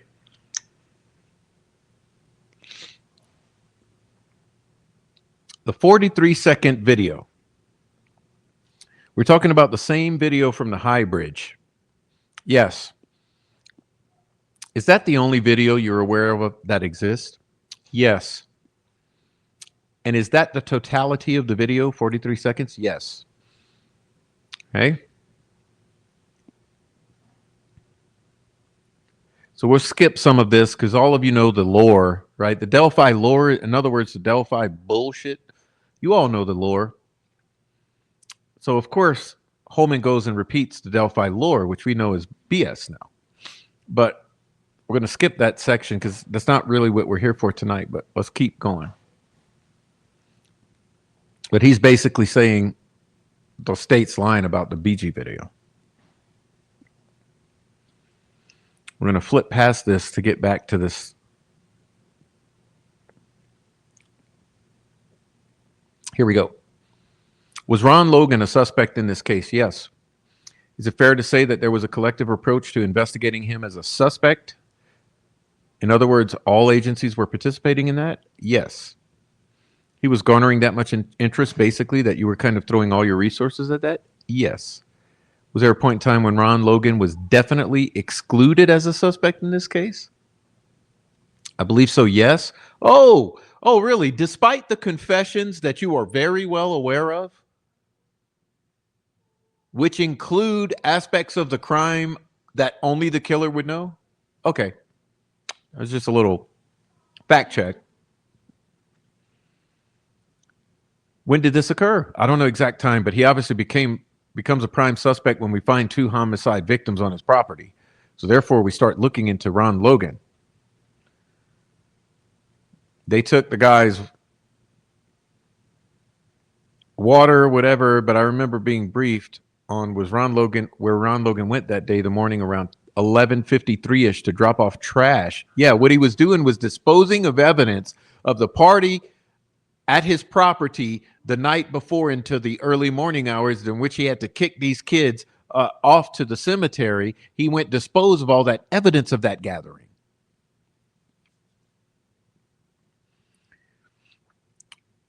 At the transfer station, which is a dump, and he was there about 5-10 minutes, went back to his house around noon, we believe. Later on, I'm unclear if he actually called a cousin or cousin came over. Well, isn't that about the time the bodies are found? Oddly enough. According to the state's narrative, which we know they were found earlier, but okay. And he ended up going to a fish store, oddly enough. Okay.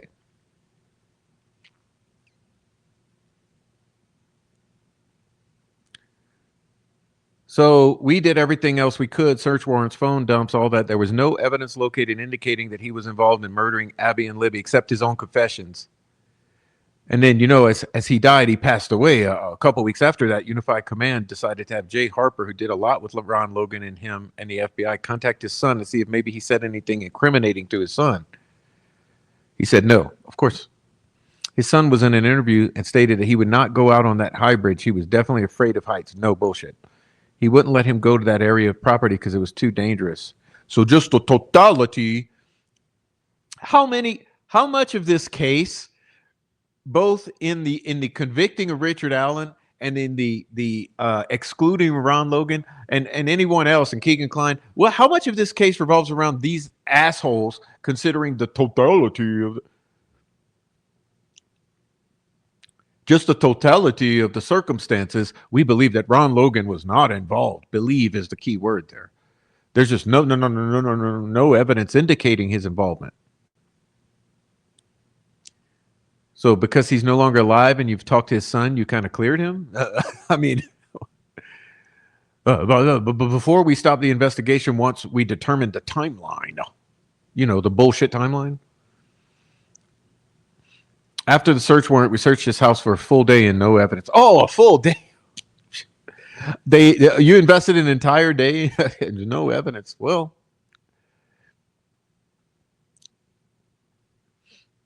did you ever discover him having any evidence, the connection to these girls? No. Or Richard Allen? No.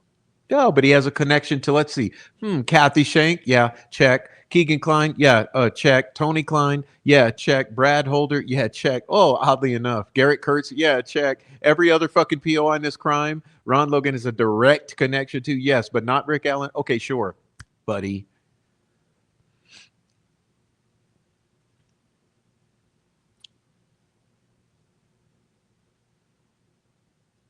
Do you recall administering a polygraph or him participating in a polygraph?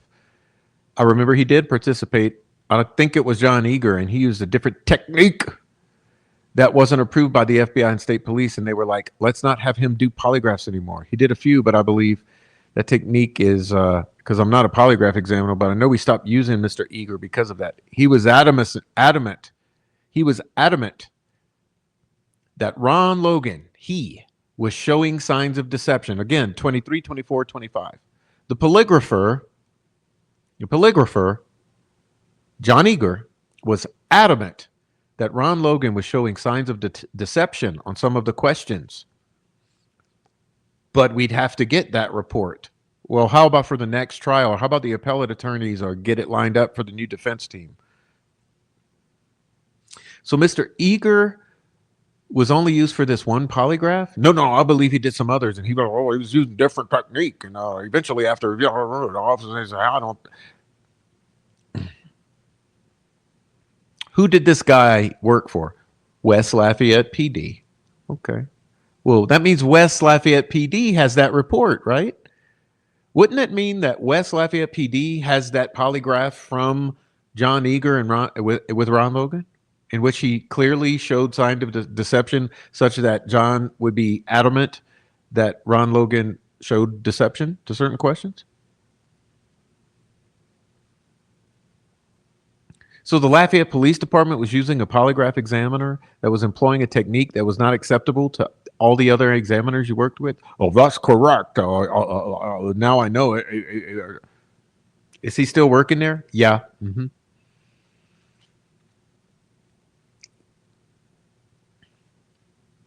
So this gentleman conducted other exams in the case, and there became a point where you were concerned about the technique he was using.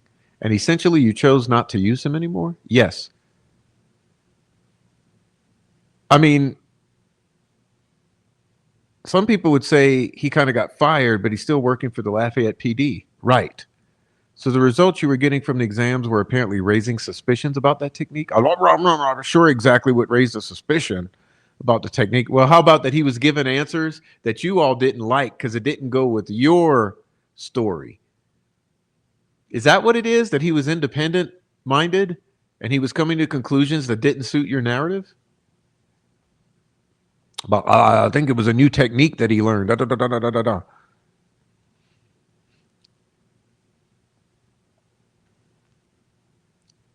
So presumably you would have called Ron Logan and said, "Hey, we need to do this again. Go through this. Our other technique wasn't appropriate. I think as the investigation furthered with the information I already told you, we didn't feel it necessary to do another polygraph. We had enough information that wouldn't put him in that area." What? You had information that wouldn't put him at his house when he was at his house? So you didn't re-examine him? No, not to my knowledge. You didn't even try, really. No, I don't think so.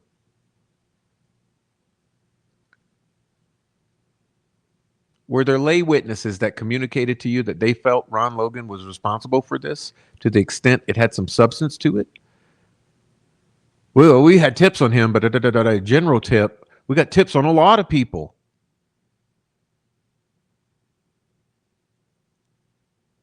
When you were comparing Ron Logan's movements with the circumstances at the trail, you concluded that essentially he had, I'm going to say, an alibi for your time frame? Yes. Do you agree to the extent this could have happened later in the evening, that he was actually out on his property during that time? Oh, I think all the evidence indicates that it happened between 2:30 and 3:30. Really?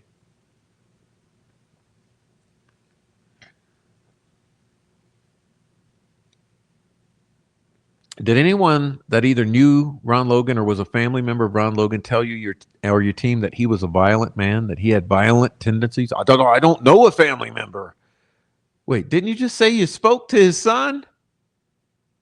I know that there were some ex-girlfriends, if you call him that said he was drinking, he would become verbally abusive. Well, they said more than that.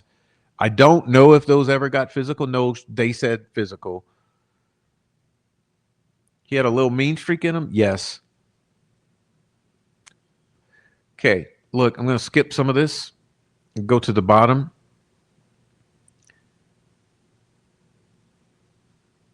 Keegan Kline, number 23 down here. Keegan Kline, a man that's a human that's fresh on everybody's radar. So is he a suspect? Yes. And is he still a suspect? I think he's suspected of communicating with the girls, like I said, but the evidence through our investigation indicates that he was not in the area during the time of the homicides. Well, not according to him. Not according to him, Jerry Holman. According to Keegan Kline, he was there in the cemetery. And he also admits that he was down at the bridge and in the creek.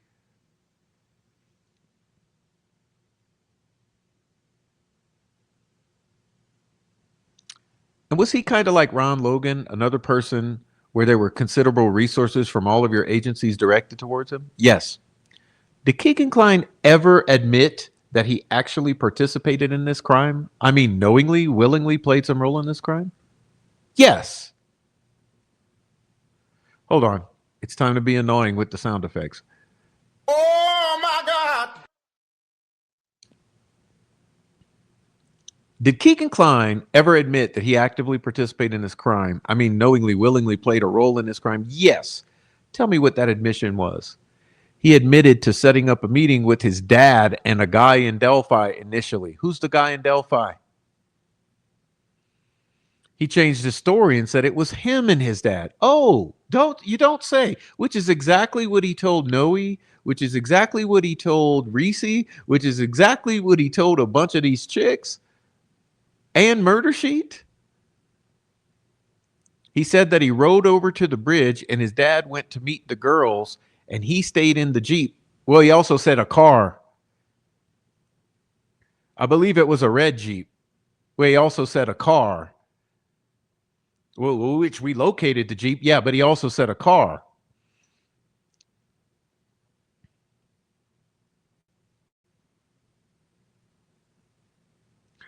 We searched it, didn't find any evidence indicating anything that Keegan said. Yeah, same with Rick Allen, right? Because you searched with Rick Allen's car and you didn't find any evidence indicating he was ever out there bloody or muddy, or any of the DNA of the girls were on him, or any of his blood was in the car. Anything was in the car. So let's see. Okay, Keegan Klein's alleged red Jeep, even though he says he's in a car, that clears him. But Richard Allen, yeah, his car is totally cleared, but nope, he's guilty. By the way, here's a screenshot from the worst camera angle of this road that passes the Harvest store, and we'll just use that and say that matches that car when we even have a better camera angle. And we have video that we could certainly upscale or zoom in or not use a screenshot. But no, never mind all that. He also said he threw some items off the bridge.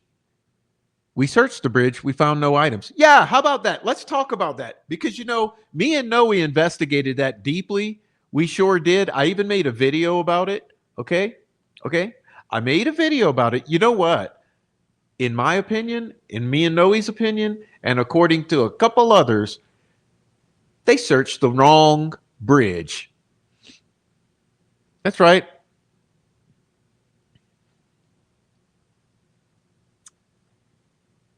What's my video called? Oh, Prof, please promote your own content. Let's see. My video is called, this is essential viewing, and I don't know if I explained it clearly enough when I released it, but I want you to understand what I'm saying in this video. So let me post it. Let's see, share. This is the video. And if you watch this video and think about it, you'll understand what I'm about to say to you.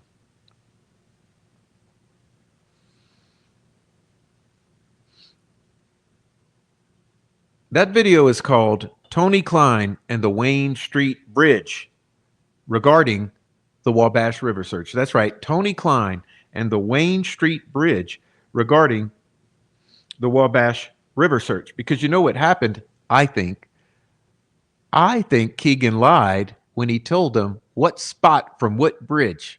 So they searched the wrong damn part of the Wabash off the wrong goddamn bridge. If you go watch that video, you'll see my theory here. So maybe they should go out to that other bridge and start a search, okay? Go search off the Wayne Street Bridge in Peru, where he said, all right.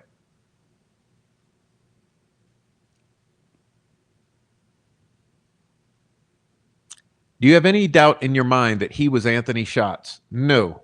Kind of an alter ego or whatever phrase they use in pop culture? No doubts. In fact, he was basically in some ways kind of admitted indirectly to some of that recently in Miami County, right? Yes. Well, he wasn't the only Anthony Schatz. That's the thing. Anthony Schatz is an account that was shared by several. And actually, several accounts. It's a username. Anthony Schatz is a username that was shared on several applications by several individuals. So there is no one Anthony Schatz. There's a handful of Anthony Schatz on a handful of platforms.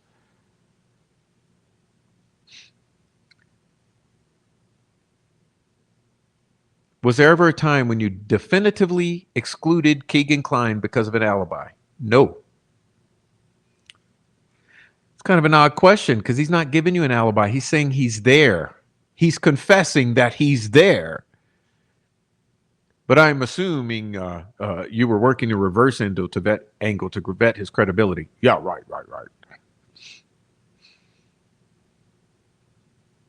That's why I asked the question, right? So understand your question. The reason that we eliminated him from actually being at the crime scene is because we know he didn't ride with his dad on the route that he took, because the video shows. We also know that he is actively downloading CP on his phone at a residence in Peru during the time we believe, keyword, the crimes occurred. Okay, so what if your timeline is bullshit? What if the crimes occurred at a different time? What if he's not actively downloading something on his computer in Peru? What if it's exactly the way he says, that he's sitting in a car at the cemetery at the time that this all goes down, and you don't have any idea about any of it because you refuse to hear the truth, and he's confessed to almost everyone he's ever interacted with, including these women who are protecting him.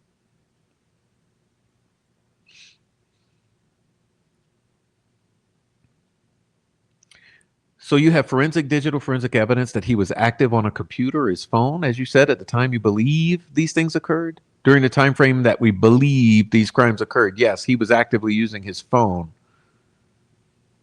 Do you know the location of the phone when it was being used? Yes.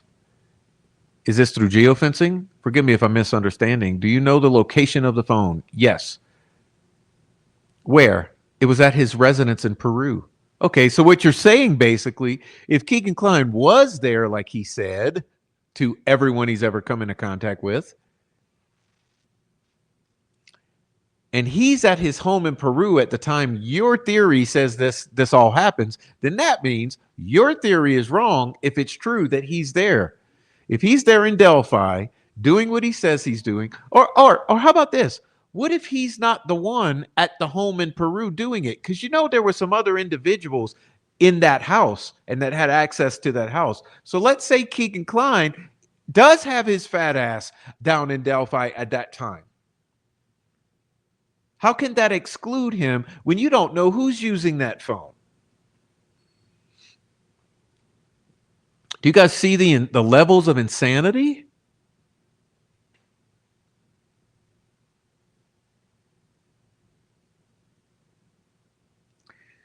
Did you go back to Keegan Kline after you learned this information and have another communication, a meeting with him? Yes, we did.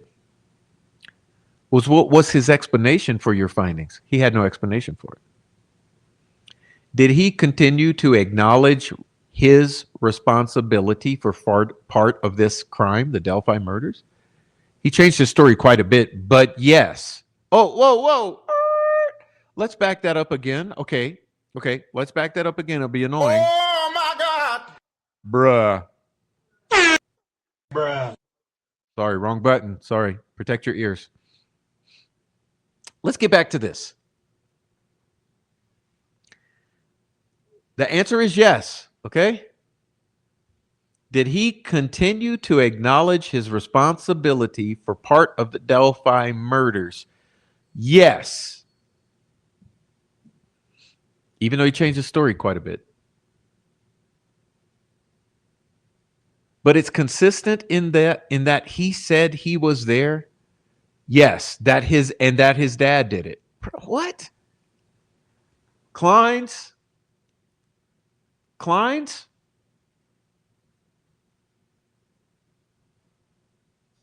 Does anyone else find this a bit odd?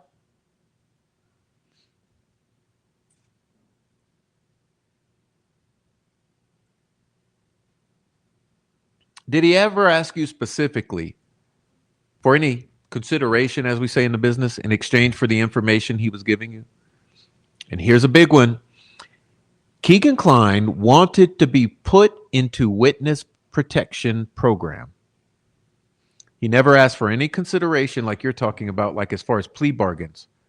I think there was some discussed, but he didn't give us any information that we could verify, but he was wanting basically to give this information and get put in a witness protection program.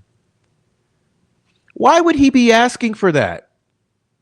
Why would he be asking to be put in witness protection? It was our job to help law enforcement.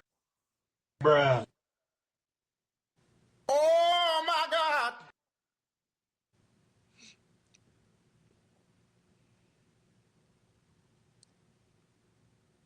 All he wants is to be put into witness protection? And he's saying that he and his father were involved in the Delphi murders? Like to everyone he possibly comes across, and he sustains that story over this entire period of time?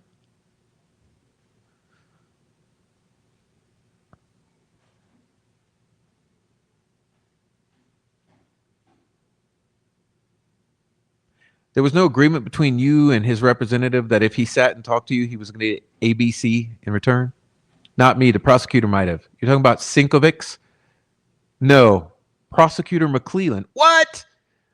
Oh, wait. So we're not talking about him asking for consideration or witness protection, right? We're not asking for witness protection regarding his charges. He's asking for witness protection from McClellan regarding Delphi.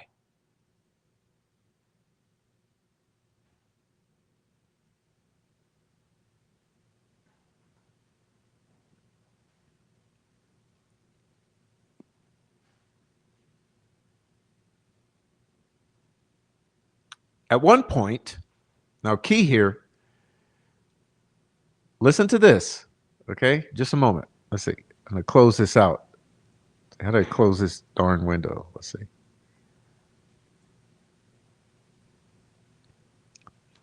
At one point, I know that Prosecutor McClellan was going to offer Keegan Kline immunity.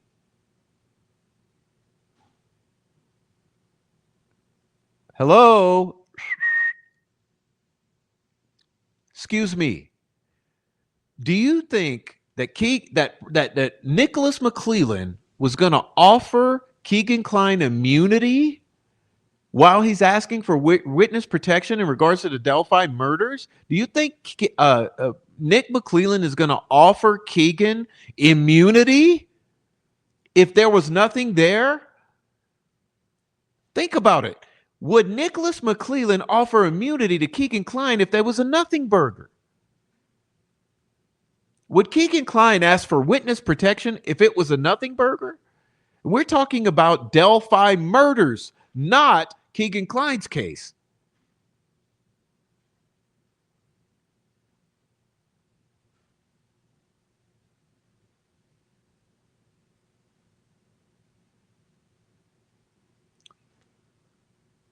Now, do you understand why these people are acting so fucking crazy in the Delphi case? Harassing us, threatening us, doxing us, stalking us, using lawfare against us?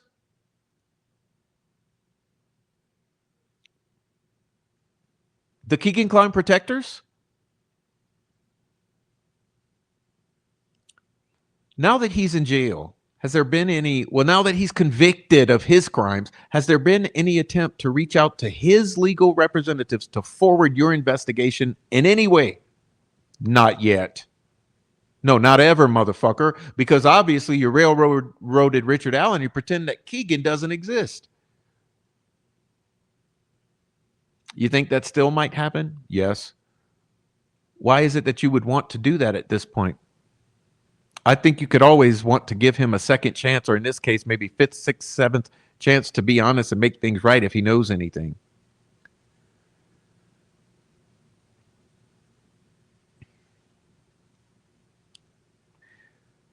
So he goes on. Okay, let's continue. Line number 15. Let's talk about Tony Kline. Let's talk about Tony Kline. Was he a suspect in this case at any point? Yes. And all these agencies still working his angle too? Wait, still? Isn't this 2023? Wait up. This is August 10th of 2023. The question is he a suspect in this case at any point? Yes. And all these agencies are still working his angle too? Yes. In August of 2023, all the agencies are still working Tony Kline as well? Yes, says Holman. Oh my God! Bruh.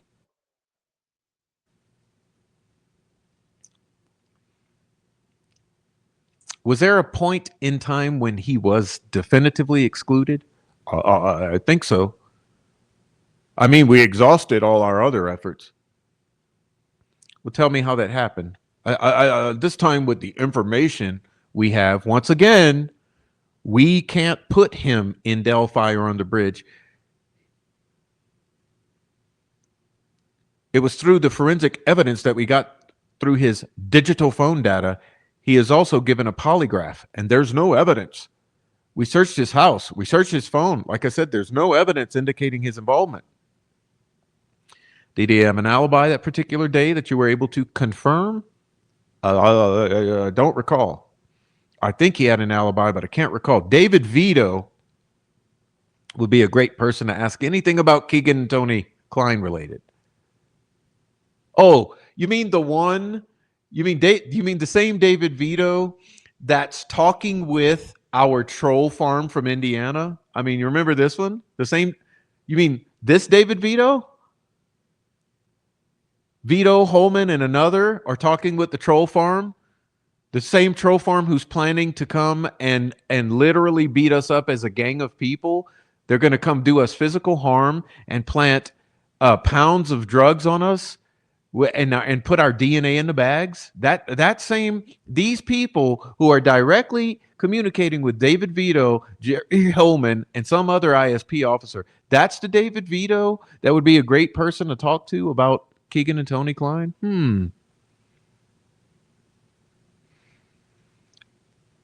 Troll Farm Vito?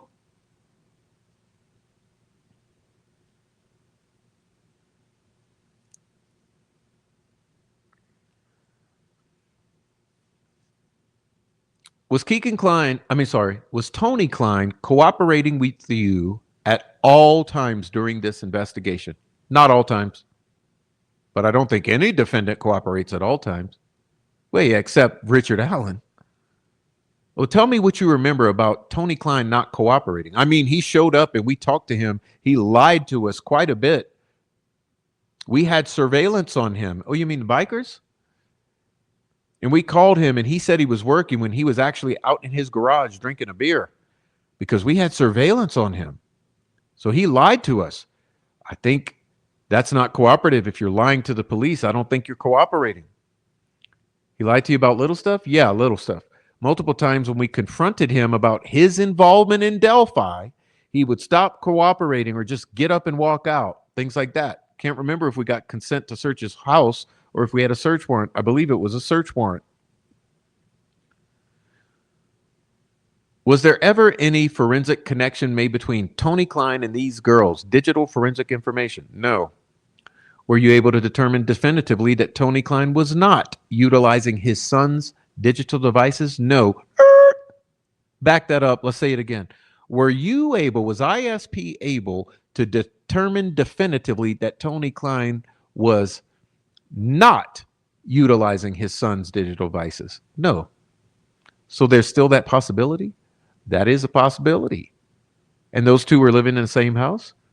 A short period of time. Yeah, they were living together during that time frame. But then Keegan moved out. You say during that time frame, in the weeks leading up to this circumstance? Yes. The February 13th incident? Yes. Do you know, or is there any information that suggests that Keegan Klein had any communication or connection with any of the hate groups, extremist groups, or anything of that nature? No, not to my knowledge. Yeah, but you know what? He did say to certain individuals that he had some good knowledge of witchcraft and occult. He also claimed that when he put the sticks on the bodies and all the other shit, that he was trying to make it look like witchcraft of that which he had knowledge of, which is what he told people. Same questions in regard to Tony Klein. Okay, not to my knowledge. We're going to skip over this.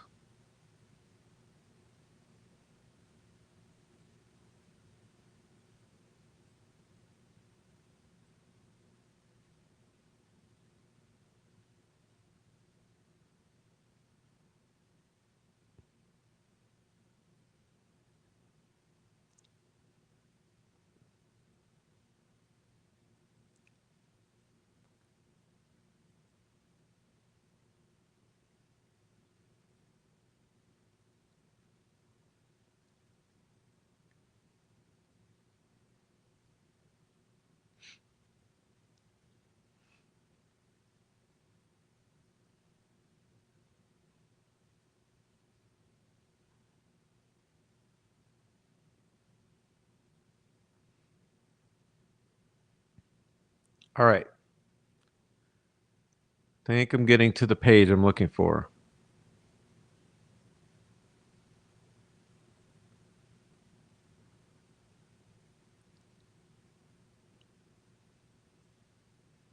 They're going through a whole list of individuals, but I'm not interested in that.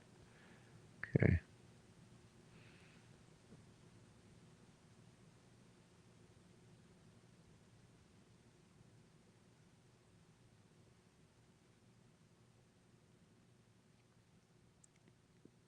Did Derek German have a criminal history that you were aware of? Yes, he did. What can you tell me about that? My personal past histories with him was he was involved in manufacturing methamphetamine. I don't know exactly what he got charged with, but I know he was recently released from the DOC. Did his history cause some concerns amongst your staff about his potential involvement in this case? Some concerns, yes, but we covered most of those. Did he ever work as a confidential informant for the police that you're aware of? Oh, not that I'm aware of. Have you heard that come up before, that conversation or that comment? I've heard that, yes. You don't know the answer to that? No, he was never a confidential informant for me or anybody I work with. What about someone else, though?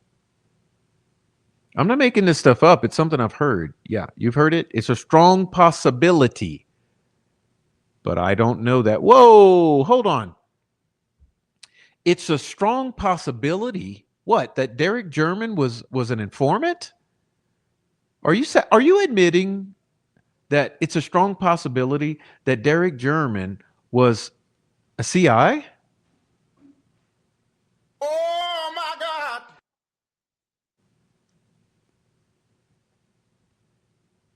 It's a strong possibility, but I don't know that. Were you aware of any tension or friction that existed within the family at the time of these incidents that would have caused you to believe that he might have been involved in this crime? The German family? Yes. No. Either one of girl families? No. Do you know if Derek German communicated with any of these other people we talked about on this list? Like, was he associated with them? Not to my knowledge, no. Okay.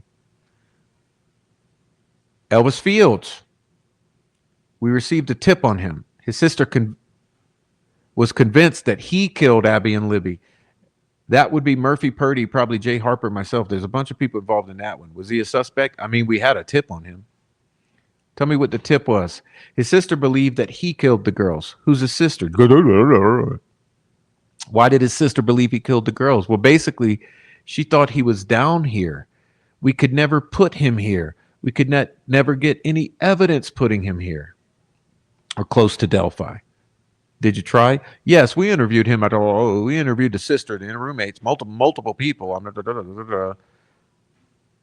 We exhausted every investigative lead on all these people. Okay. Skip ahead.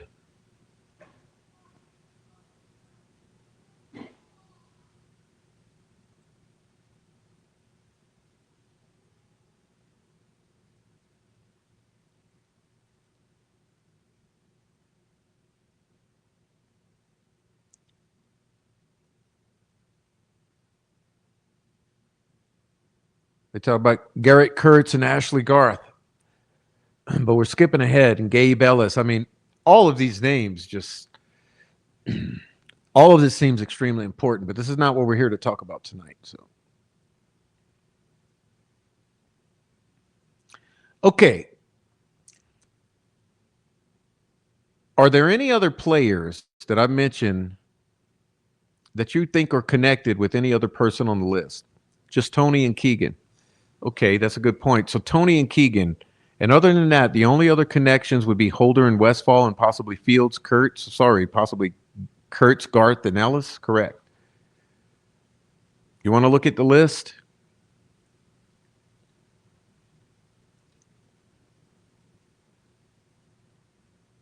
They talk about Stephanie Thompson. We're going to skip this because I'm looking for one more thing here. Let's see. We're almost to the end.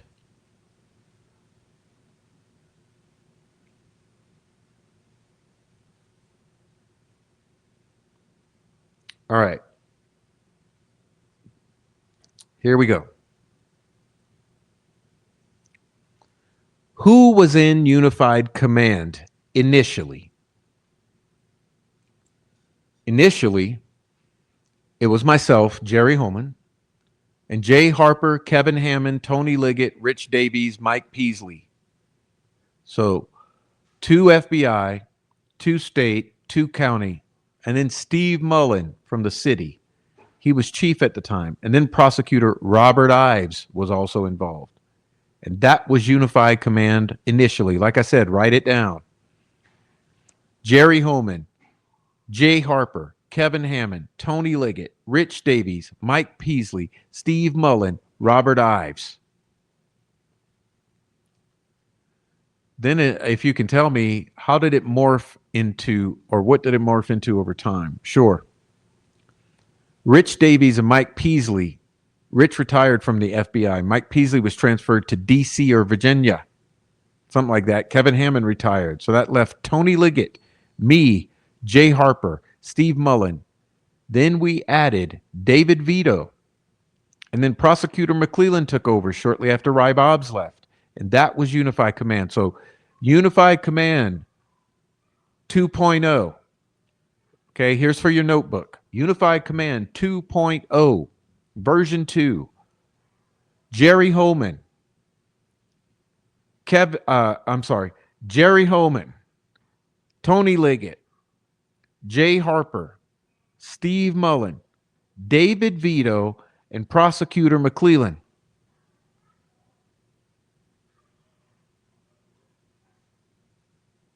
Right?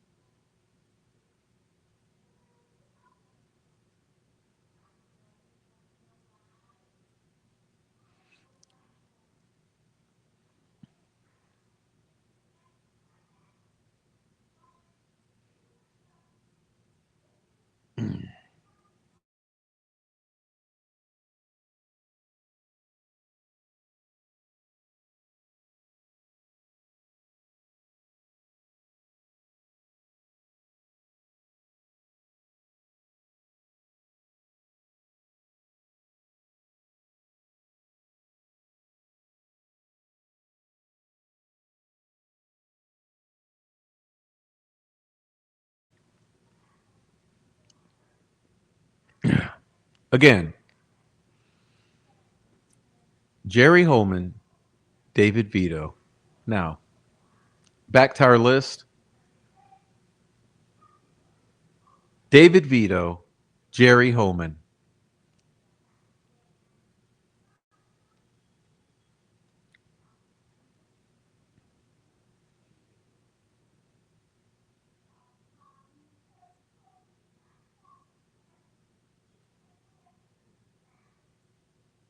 The Outlaws. The Renegades.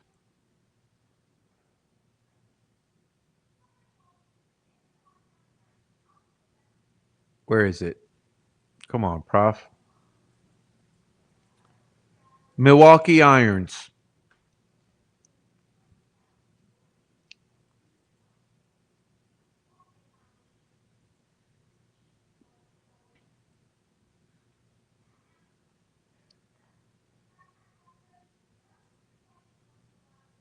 See, the plan was to have something highly illegal with your DNA planted and you'd be found by an anonymous tip. Basically, a large amount of drugs. The plan was a joke for Noe, but Reg wanted it used on you too.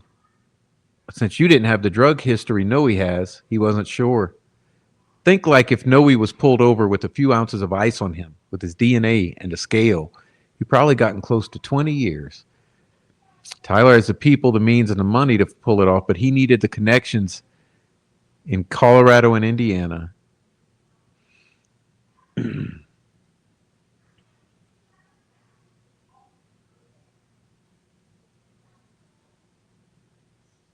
You and Noe were both targeted.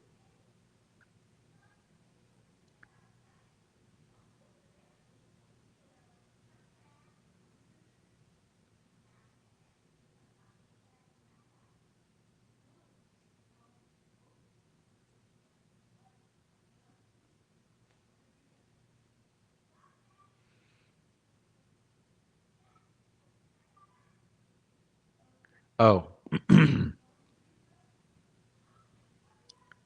Detective Vito.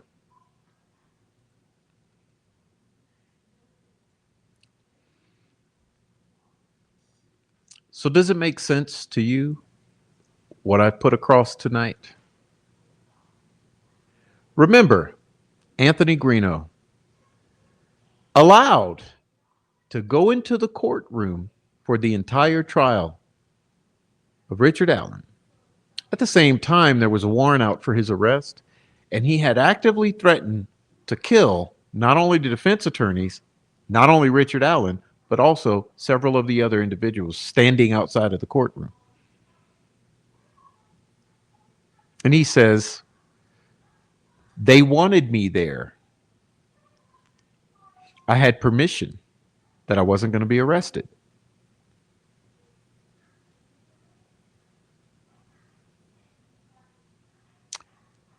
How much has the Indiana State Police, the Lafayette Police Department, and the Carroll County Sheriff's Office looked the other way while for years people have been threatened, harassed, intimidated, doxxed, and bullied because of their opinions on the Delphi case?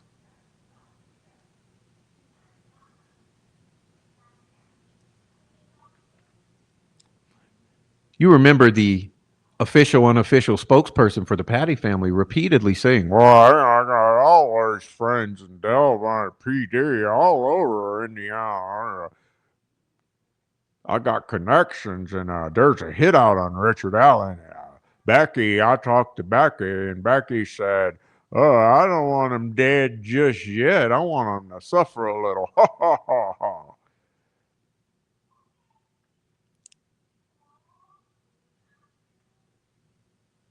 oh, and don't forget that we got all the cranks who have direct ties to law enforcement too. That's a whole other story. We'll get to that later. Like I said, that's the controlled opposition aspect. Right now, we're talking about the other side, the obvious state actors. So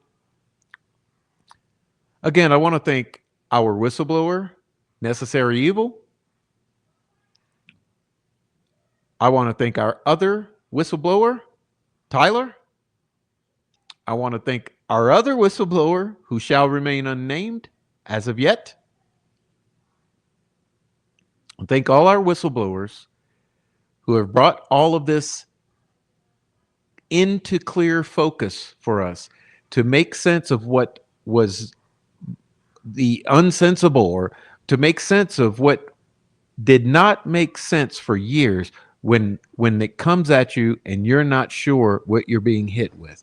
Thanks to our whistleblowers for coming over and giving us the information we needed to see things clearly. And hopefully, in time, we can have the public see things as clearly as we do now. And maybe we all will see things more clearly, especially if the Indiana State Police can explain why individuals from within Unified Command were in direct contact with the YouTubers and the cyber stalkers and the bikers to do things that appear to be leading us away from Kig and Klein.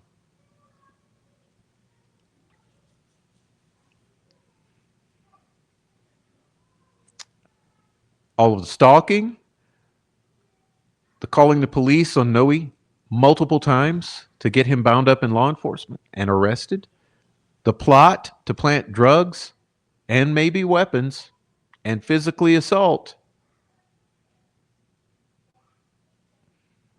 Like I said, this story has been verified by a third source and by receipts. And hey, there's an entire whole story to be told about that other side that pretends to be defense and victims advocates too, that you haven't heard yet too. But remember, this side are the thugs. The other side are the narrative controllers. So you think about that. And like I always say to new folks, welcome to Delphi. Yeah, welcome. Think it's crazy? You ain't seen crazy yet. You have no idea, but welcome. We love you here. You're welcome. So please share this information far and wide. If it's concerning to you that any law enforcement entity, especially Unified Command and the Delphi murders, would go to these links and condone this type of behavior and fail to hold people accountable for the obvious criminal behavior that has been perpetuated for years on the Delphi case, to those out here just merely giving public commentary. And think again about all those creators that have been frightened off, scared off, intimidated off, bullies, doxed off, all the things that have happened to people who you don't see anymore and haven't seen for years. So please do, if you're on the replay anywhere, leave me some comments below what you think about this. And please give a big thanks to our whistleblowers. They deserve it for being brave enough to step forward, because you know there will be consequences and clapback directed at them for merely being brave enough to tell the truth. And there's more truth to be told. But in the meantime, I'd like you all to please look forward to Noe joining us again, because Noe has paid a big price for his attempt to stand up for truth in Delphi and in the case of Abby and Libby. He has paid a big price, and he's given up his freedom. And I think that we all owe him a thanks for that, because he's really shaken things up quite a bit. So I look forward to him shaking things up some more. But Noe needs to be protected at all costs. Okay? He needs to be protected at all costs. And that's part of the reason why tonight or today I'm coming out with this information. Because I think all of us, all of you, everyone needs to be aware of the plotting to jail Noe and myself with fake charges, planted evidence, and physical assault, and to try to have us locked away. And so please be aware that that this is where we are. And this is the truth of the troll farm and the Indiana State Police and the methed out Delphi locals, the CIs, the chomos, the bullies, the stalkers, and the killers. Anyhow, God bless you all. Hey, there's receipts. God bless Libby and Abby. And thanks for being here. We'll see you all very soon, okay? And everyone send some comments for Noe, so when he comes in a week and watches these videos, he'll be able to see all your comments in the comment section. Leave Noe a comment, because I will have him watch this video as soon as he's out. Anyway, God bless everybody. Thanks for being here. We love you. I'm out.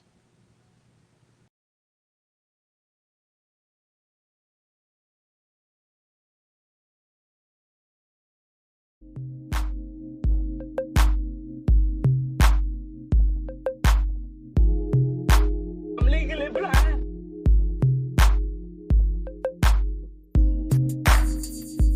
I'm legally blind. I'm legally blind. Bruh. It was our job to help law enforcement. It was our job to help law enforcement. It was our job to help law enforcement. I'm legally blind. Bruh. It's not productive. It's kind of gross and icky. And I feel like it tells us more about them than the people they're trying to degrade. They're always trying to degrade someone.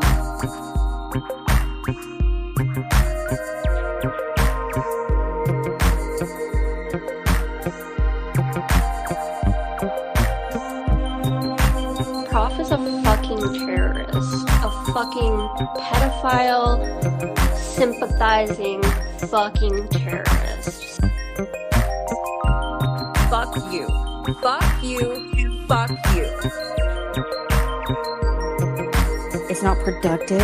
It's kind of gross and icky. And I feel like it tells us more about them than the people they're trying to degrade. They're always trying to degrade someone. I'm legally blind.